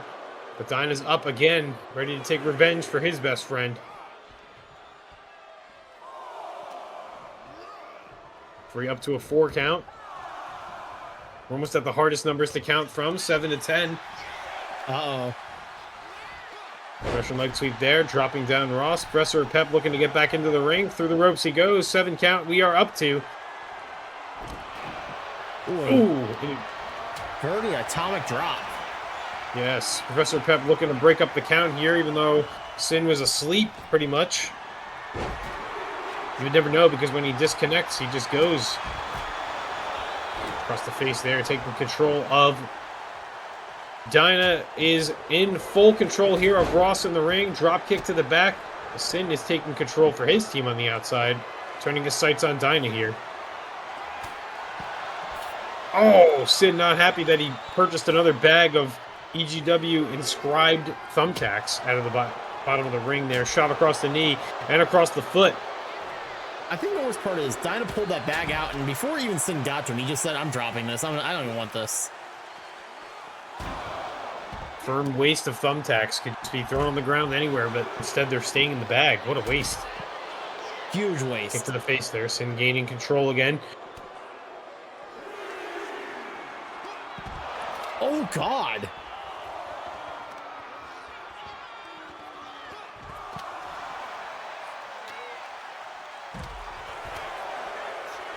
These superstars trading blows here, and no one really coming out with an advantage at any point in this matchup. The referee is up to 7 count here as Ross brings the bag into the ring to dump out the thumbtacks. Everybody making their way back into the ring, and we're about to have a brawl here. Oh my goodness! The amount of action going through, and Ross is shooting, coming for the pin.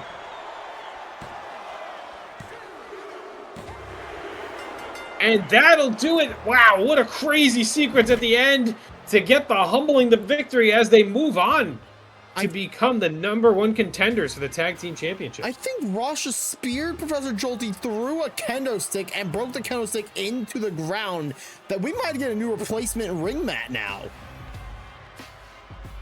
Insane that the Professor Pep has to clean up the ring after being in the ring, after losing in the ring. There it is, right there. See Ross here with, yeah, shards out everywhere as Dinah took the brunt of that one. Here are your winners. The team of Ross and Sin. They are the Humbling Disco Dragons. So humble in their victory, and well, for some reason still not taken out backstage, but in the stage lighting. Oh, Is okay. this going on right now? I think the Chubby Bunnies are down in the backstage. Happened. Well, how the hell is it going to be the humbling if they're out here in this #1 contenders match? They're the #1 contenders now. Who the hell is taking out our superstars? I no longer think it's the humbling. Well, I haven't seen the humbling and those people in the same room, but hey, I mean, I guess it can't be them anymore. It's pretty obvious. I don't know what to say anymore. Who was attacking people backstage? Finja. No, No, Finja wouldn't attack the Chubby. Finja's too, well, especially not Jessica. Come on now. I know. Yeah, you're right. Never mind. I don't know what I was thinking. Kidnapping, maybe. Attacking, What the hell? Bunny napping, yes. Bunny napping. 100%. But that's neither here nor there. We got ourselves a final shot caller contract spot to fill, Kyle. 20 people. It's going to be enter. epic. It's going to be one of those moments. Remember, the rule of this battle royale is the second there's 8 people in the ring, we stop the timer. We stop the timer immediately as fast as possible. No need for that. Exactly what happens with our referee counting out of the ring. We can't get past 8. So can't get past 8. Second, we hit 8 people in the ring. We stop the timer until someone gets all the way back to the back. Then we restart yeah, essentially they walk back and they hit the button backstage, restart the timer. It's just how it has to be to create a fair and balanced workplace environment for our competitors here tonight. Definitely fair and balanced, especially for those that are getting attacked backstage that might get thrown into this match at some point, because I have no idea who the hell you put in this match. So it could be anybody.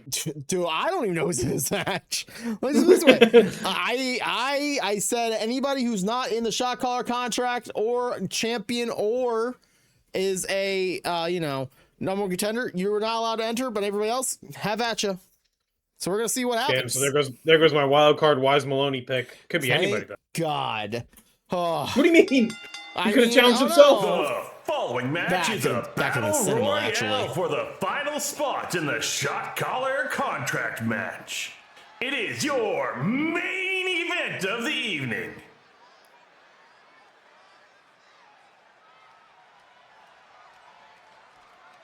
Long awkward pauses really made me excited, you know.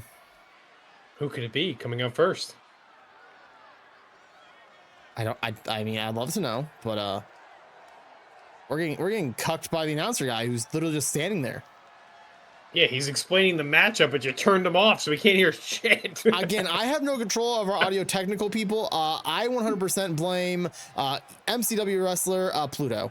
They are the ones in charge over there with the. Introducing the individual who drew #1. His name is Lucor the Dragon. Interesting.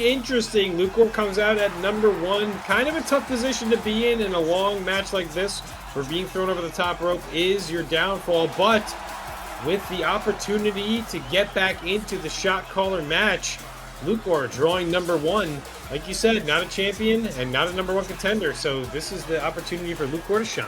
It's an opportunity to shine, especially after last week getting jumped backstage by another tag team getting jumped again. The fact that he's not out injured right now is a godsend, and we thank the heavens and the Dragon Lords for allowing him to be here tonight. You know how like they sell like 1 watt and 2 watt light bulbs? Yeah. Well, I think that's what the attackers are doing in the backstage. They're doing like 1 pound per square inch of damage, and then people are just able to wrestle the next week. Sometimes it's just how it has to be. Mild concussions are given out. Some are given massive lacerations and they're unable to compete for God knows how long. Hopefully sooner rather than later, but we all saw Shady McNasty. That was pretty bad. There was a lot of blood. Pretty bad. Absolutely. And who draws #2 here to come on out and face Lucor in this beginning part of the matchup?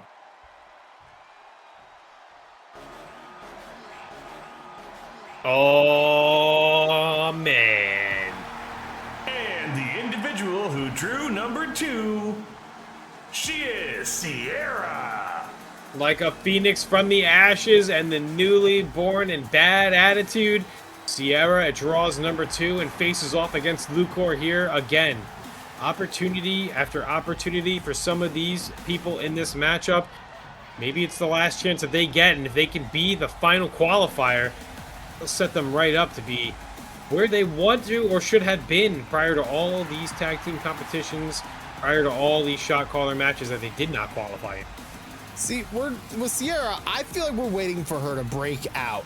This feels like could be her opportunity to truly break out and stand out above the rest of the competition, but she has to pick up the victory in order to do that, in my opinion. It's not really a good win-loss record for Sierra. I think it's 1-7, if I remember looking at the stats correctly. 1-7 is pretty fucking abysmal. It's pretty bad. To put it And plainly. And that one victory is over her former tag team partner, Audio, who ironically also has about 1-7 record. Not good, not great, not really anything at all. Definitely nothing you want to tell your mother about, that's for sure. Mom, I've won one match. How many matches you had? We don't talk about that part. Underway here, and throwing your opponent over the top rope and eliminating them is the only way to get them out of this matchup. We'll see some wrestling indeed, but the higher you go up on these ropes and the high flying you do, maybe putting yourself in a little bit of danger, so it might be a little bit risky at first. Oh my God, Luke, we're trying to end Sierra's run in this match immediately. Do I need to move us? I need to move us a little bit, don't I? Out comes number 3 here, down to the ring. It looks like earlier tonight, Rina not qualifying for the shot caller match, but back in competition, maybe a little beaten up and bruised. Triple threat match doesn't necessarily mean you're the only one getting beat up, but Rina's out here now to take on the competition. We are up to 3 superstars. Like you said, 8 total to start the match, and well, at a maximum, I should say. It doesn't mean starting, but 8 at a maximum. We are underway here. 3 seconds left before our next superstar comes in.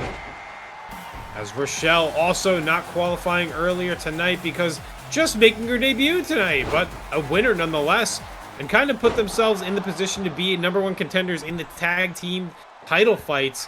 But hey, imagine being a shot caller in addition to being the #1 contenders for the tag team titles. And I'm kind of considering having the Chaos Sisters take off against the Humbling next week. Just to see who's the proper #1 contenders, you know? I get thrown over the rope here, Rina. Yeah, I mean, proper #1 contenders, maybe. Listen, it might make sense at this point. Sean coming on his way out. This would be a huge opportunity for Sean to be able to try to fight again for the EGW Championship if he can get that shot caller briefcase in his hands. Got to win tonight, though. Not a lot of action of people getting thrown over the top rope so far. We're kind of watching a lot of action in the ring. Rina making her way outside over the top rope a couple times, but nothing doing. Nothing doing, and a whole lot of, well, pitter-pattering, if I say so myself. As the bodies increase in this matchup, we await our next superstar, number 6. Beavers making his way down the ring. Maybe left Peepus in the back, but that's okay because they don't always have to be attached. He might be in the match later on. No, he will not be, because remember, Peepus actually already qualified for the shot caller contract. Never mind. I didn't even think it was on my head. I know, Peepus not known for winning many matches. That's why when he won the Gift of the Gods title, when he won the shot caller match, when he won the shot caller contract and also the Gift of the Gods title, it was a very surprising moment for everyone.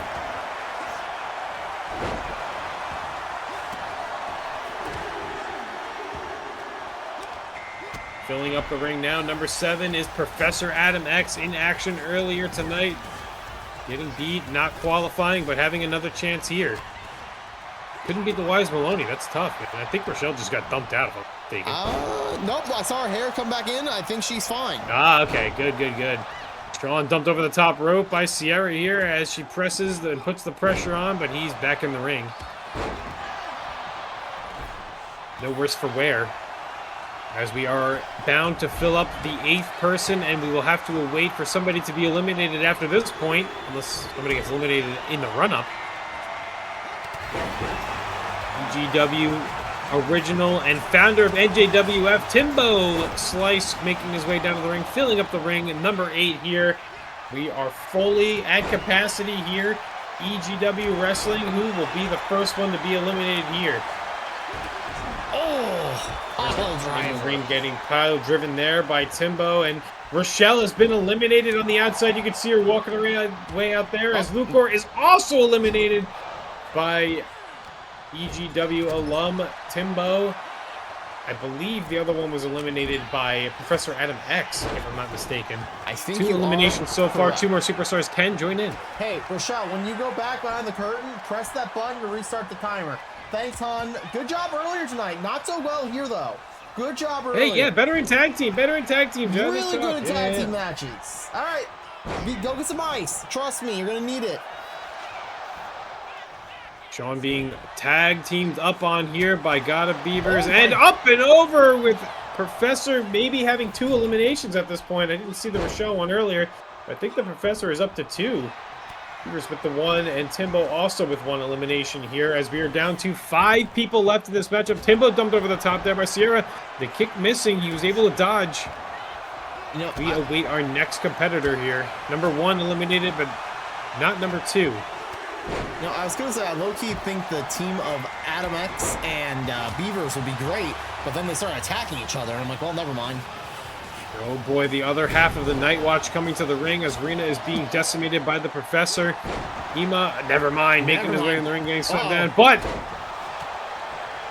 Sierra taking control of Gotta Beavers there and then turning attention. They kind of match over to Ema.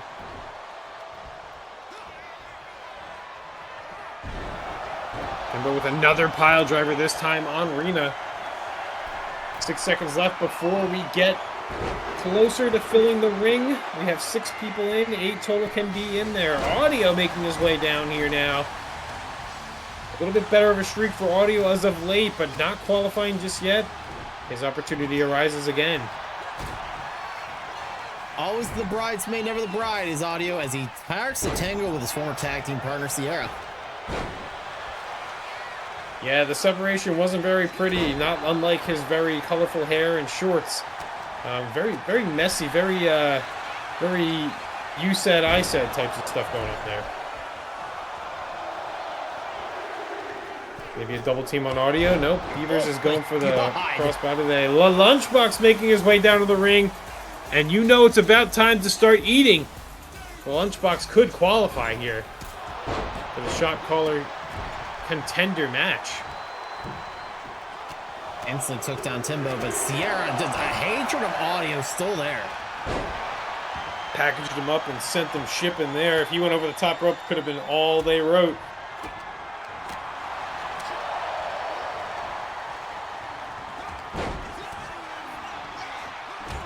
Said before, number 2 still in the ring. Sierra holding her own. And we're dropping Beavers down. Nice overhead suplex there from the 2 biggest competitors in the matchup, muscle-wise. Oh, and Sierra gets stumped over, and the Professor has another elimination. Absolutely taking control here. Maybe a little perturbed from losing earlier in the night. Showing out now. Oh, there goes Ema. Oh, and Ema gets dumped over by Timbo, who gets another elimination as well. Not to be outdone too quickly by the Professor. Professor at 3 eliminations. Timbo at 2 eliminations. Spinebuster there on Rina. As the 2 behemoths still going after each other. Audio going after the Lunchbox and the Gotta Beavers looking to dump out the Professor, who's over the top rope but hangs on. The big boot and the big cheese. And he's out. Finally eliminated. 3 eliminations is where it stops. Took advantage early match, but the Professor is out of this one. Actually looked really good though. A lot better than in his triple threat match 2 weeks ago, and a lot better than his singles match earlier tonight. Out of the corner, a powerbomb. 5 of our superstars left in the ring, which leaves us 3 spots to be filled up at least until someone else goes. I want to say there's 9 more people to come down the ring, and all of which I hope they're all EGW wrestlers, because this would be awkward otherwise. Beavers with that tilt-a-whirl and trying to pin Timbo. Not a great choice. The Lunchbox may be getting dumped out, and El Scapo will make his way down to the ring now. Trying to qualify as his teammate did, and I completely forgot. And there goes Timbo, eliminated on the outside. Done with 3 eliminations, and the most tenured superstar in the ring now is Rina from the Night Watch. People are eating on the outside, I guess. Must have missed that happening. I mean, people were eating, he was dancing, he was worming, it was wiggling, and there goes Rina. Now means God Rina Beavers is the longest person in the ring. Yes. We are down to some fresher bodies at this point. Ghastly Gemstone making her way down to the ring. No shoes on, no problem, all service. You know, The dogs are out. El Scapo has a fear of and no shoes, and also a fear of God Beavers taking his tag team partner away from him. Both are healthy fears, in my opinion. No, those are very legitimate, and I mean, honestly, with the people that you have in the ring, oh my goodness, Beavers just kind of like Ric Flair falling right on El Scapo. I don't know if these two have ever met before in real life or in fantasy, but man, do they seem like they hate each other. Jameson making his way down to the ring, running right by Rina there. This is another opportunity. He keeps getting the chances to be in these big moment matchups. When will it pay off for Jameson? You know, he recently got screwed by the Shot Caller contract. This could be his opportunity to get that Shot Caller contract and reverse the fate that he had back in the beginning of Season 2.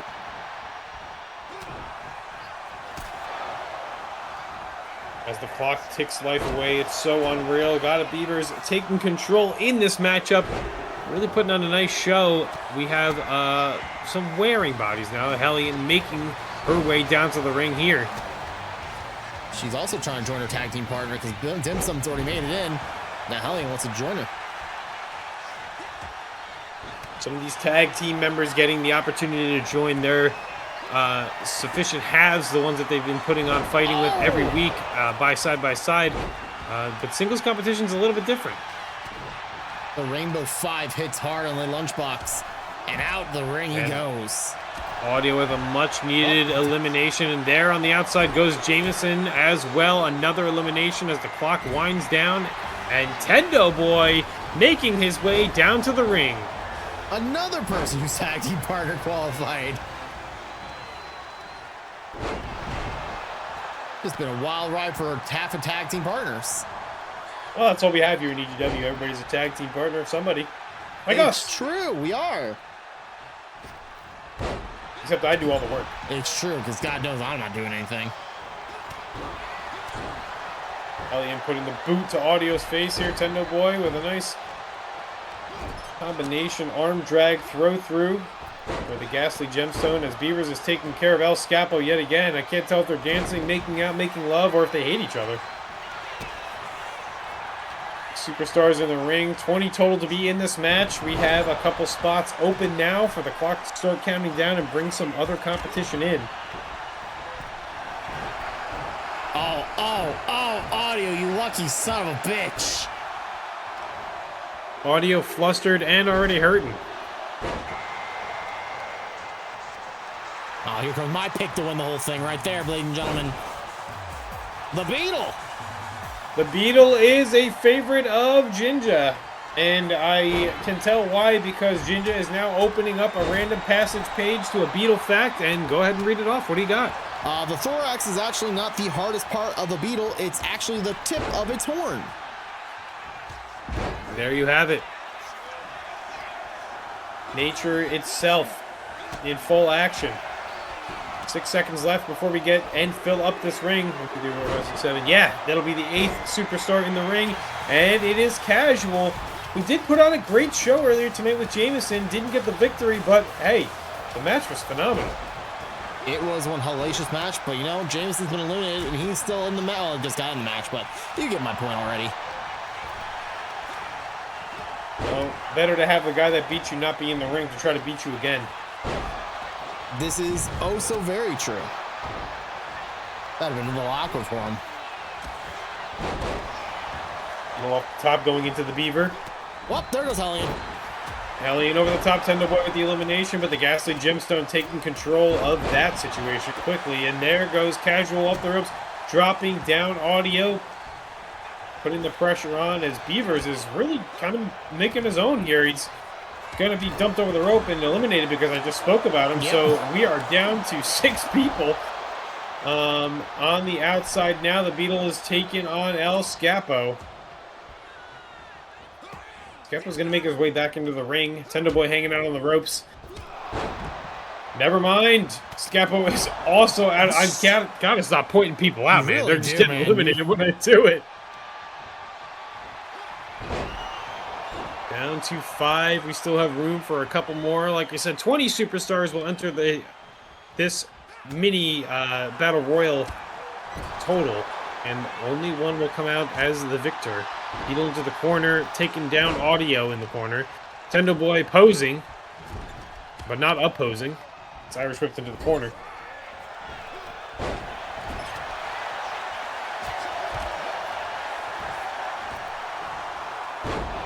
Oh my God. Counts down to 3. German suplex crazy to the Beetle there as Belz making her way down to the ring this time. Entrant number 19, which means we have only one more superstar to make it down to the ring. Only Beetle punch missing there. Belz in the ring though, ready to take on the horn and the thorax and planting down the Beetle.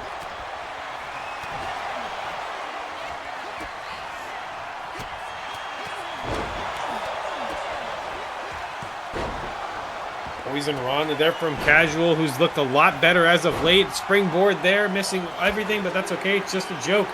2 seconds left for our last superstar to come on in. Wait! Whoa! I thought B was injured. B's back. This could be B's chance to be a 2-time shot caller holder. If B can make this and get this match victory, that would be incredible. Oh, straight to the face. Eat the feet. Well, eat the B feet. Stomping down the knees of Audio. People that B has been very familiar with here, matching up with Tendo Boy. Kicked in the corner there. Well, B's already back on the ground. Maybe she is still injured.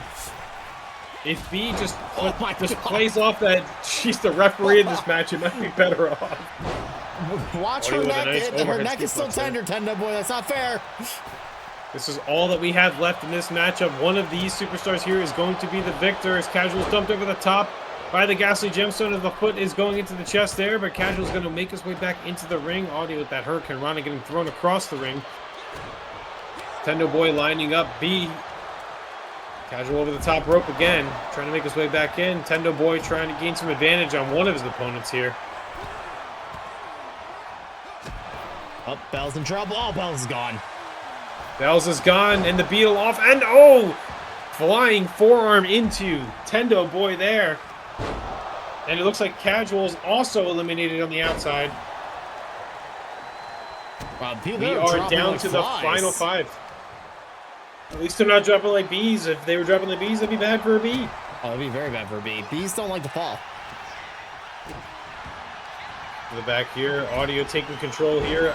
Oh, German suplex 1 and keeps the wrists locked around the Ghastly Gemstone. Second German suplex not letting go into the third release. German suplex. This could be it. The Gemstone could be dumped over the top here.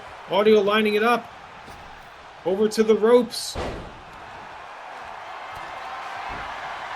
No reversal here as the Beetle's trying to line up. Oh my gets God. a kick off into Audio, but B takes down the Ghastly Gemstone to the middle rope. She goes. Oh, into the knees as Tendo Boy tries to recover, but found by the Beetle. Off the ropes he goes. Oh, shot to the below thorax. What is below the thorax? Chopping them down. The racks. Ooh, that's Audio getting punched in the tummy there. Ooh, shoulder buster. Oh. Bit of a sling blade, a little bit slower than one normally would be. Full-on brawls going here. 5 people, odd number. Someone's going to be coming in unattended to at some point. Oh, and a super kick! And Tendo Boy has eliminated. Oh, and he's going for Audio too. Slam down. My God. Tendo Boy taking full control here. Irish Ripper reversed. Over goes Tendo Boy. Oof. Ooh, not dropped out there by Audio, fighting his way back into the ring. Oh, Audio with brutal punches as B is trying to eliminate the Ghastly Gemstone on the bottom of your screen here. Oh, release German suplex overhead. Lots of damage there to Tendo Boy. He can only crawl up into the corner. Oh, and eliminated the Ghastly Gemstone. Down to 3 now. It's B versus Audio versus Tendo Boy for your last qualifier for the Shot Caller briefcase match. Off the ropes is B. Scooped up. No, reversed. Grappled up to the corner, wants to go, but no moving. Tendo Boy will not be thrown over the top rope here. He gets to the corner. Audio has stirred. He's backed up. Reversal there. Oh! And through both of the opponents. Audio with a brutal swing there. And just absolutely applying those forearms and pressure. Mounting and taking damage. I guess getting popped across the face there. I guess Audio didn't forget the fact that B took that sledgehammer out of his hands just last week. Up and over he goes. Oh, and saves himself there. That could have been close. Tendo Boy looking for another elimination. Corner is pushed Tendo Boy. Audio, Irish whip off the ropes. German suplex reversed. German suplex not going to happen. Elbow to the face. Tendo Boy gaining control here of B. Not sure where to put her. German suplex. Ooh, and release. Deep impact on the shoulders, head and neck. Ooh, elbow to the face. Audio reversing. Grappled up. And Suplex City. Another German release.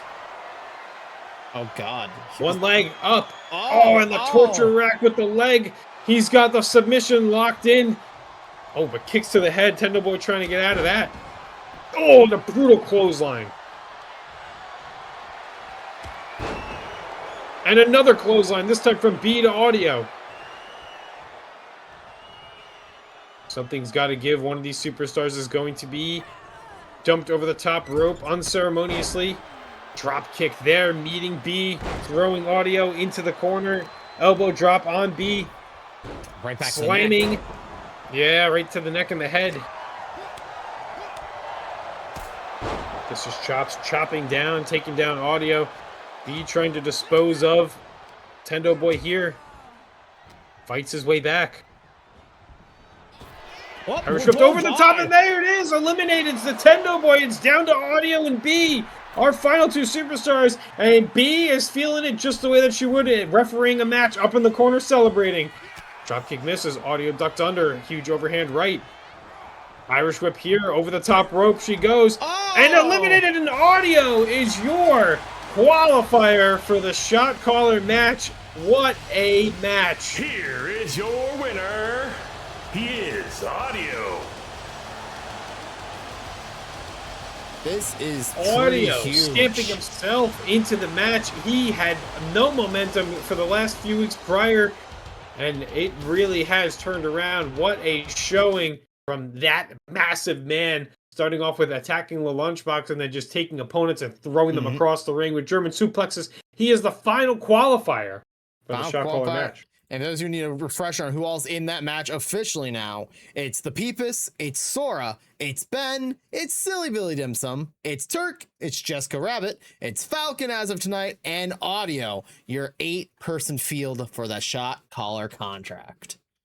Yes, it's a jam-packed matchup there for that ladder match to get the briefcase, to have your opportunity to cash in at any point.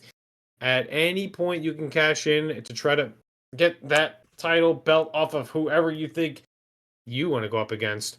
EGW has turned and flipped itself upside down. That is an opportunity that people get to take here only in EGW, thanks to moi. Hi. It is I. I think also It is I figured out the problem. You no longer have to worry about that anymore. I fixed the problem.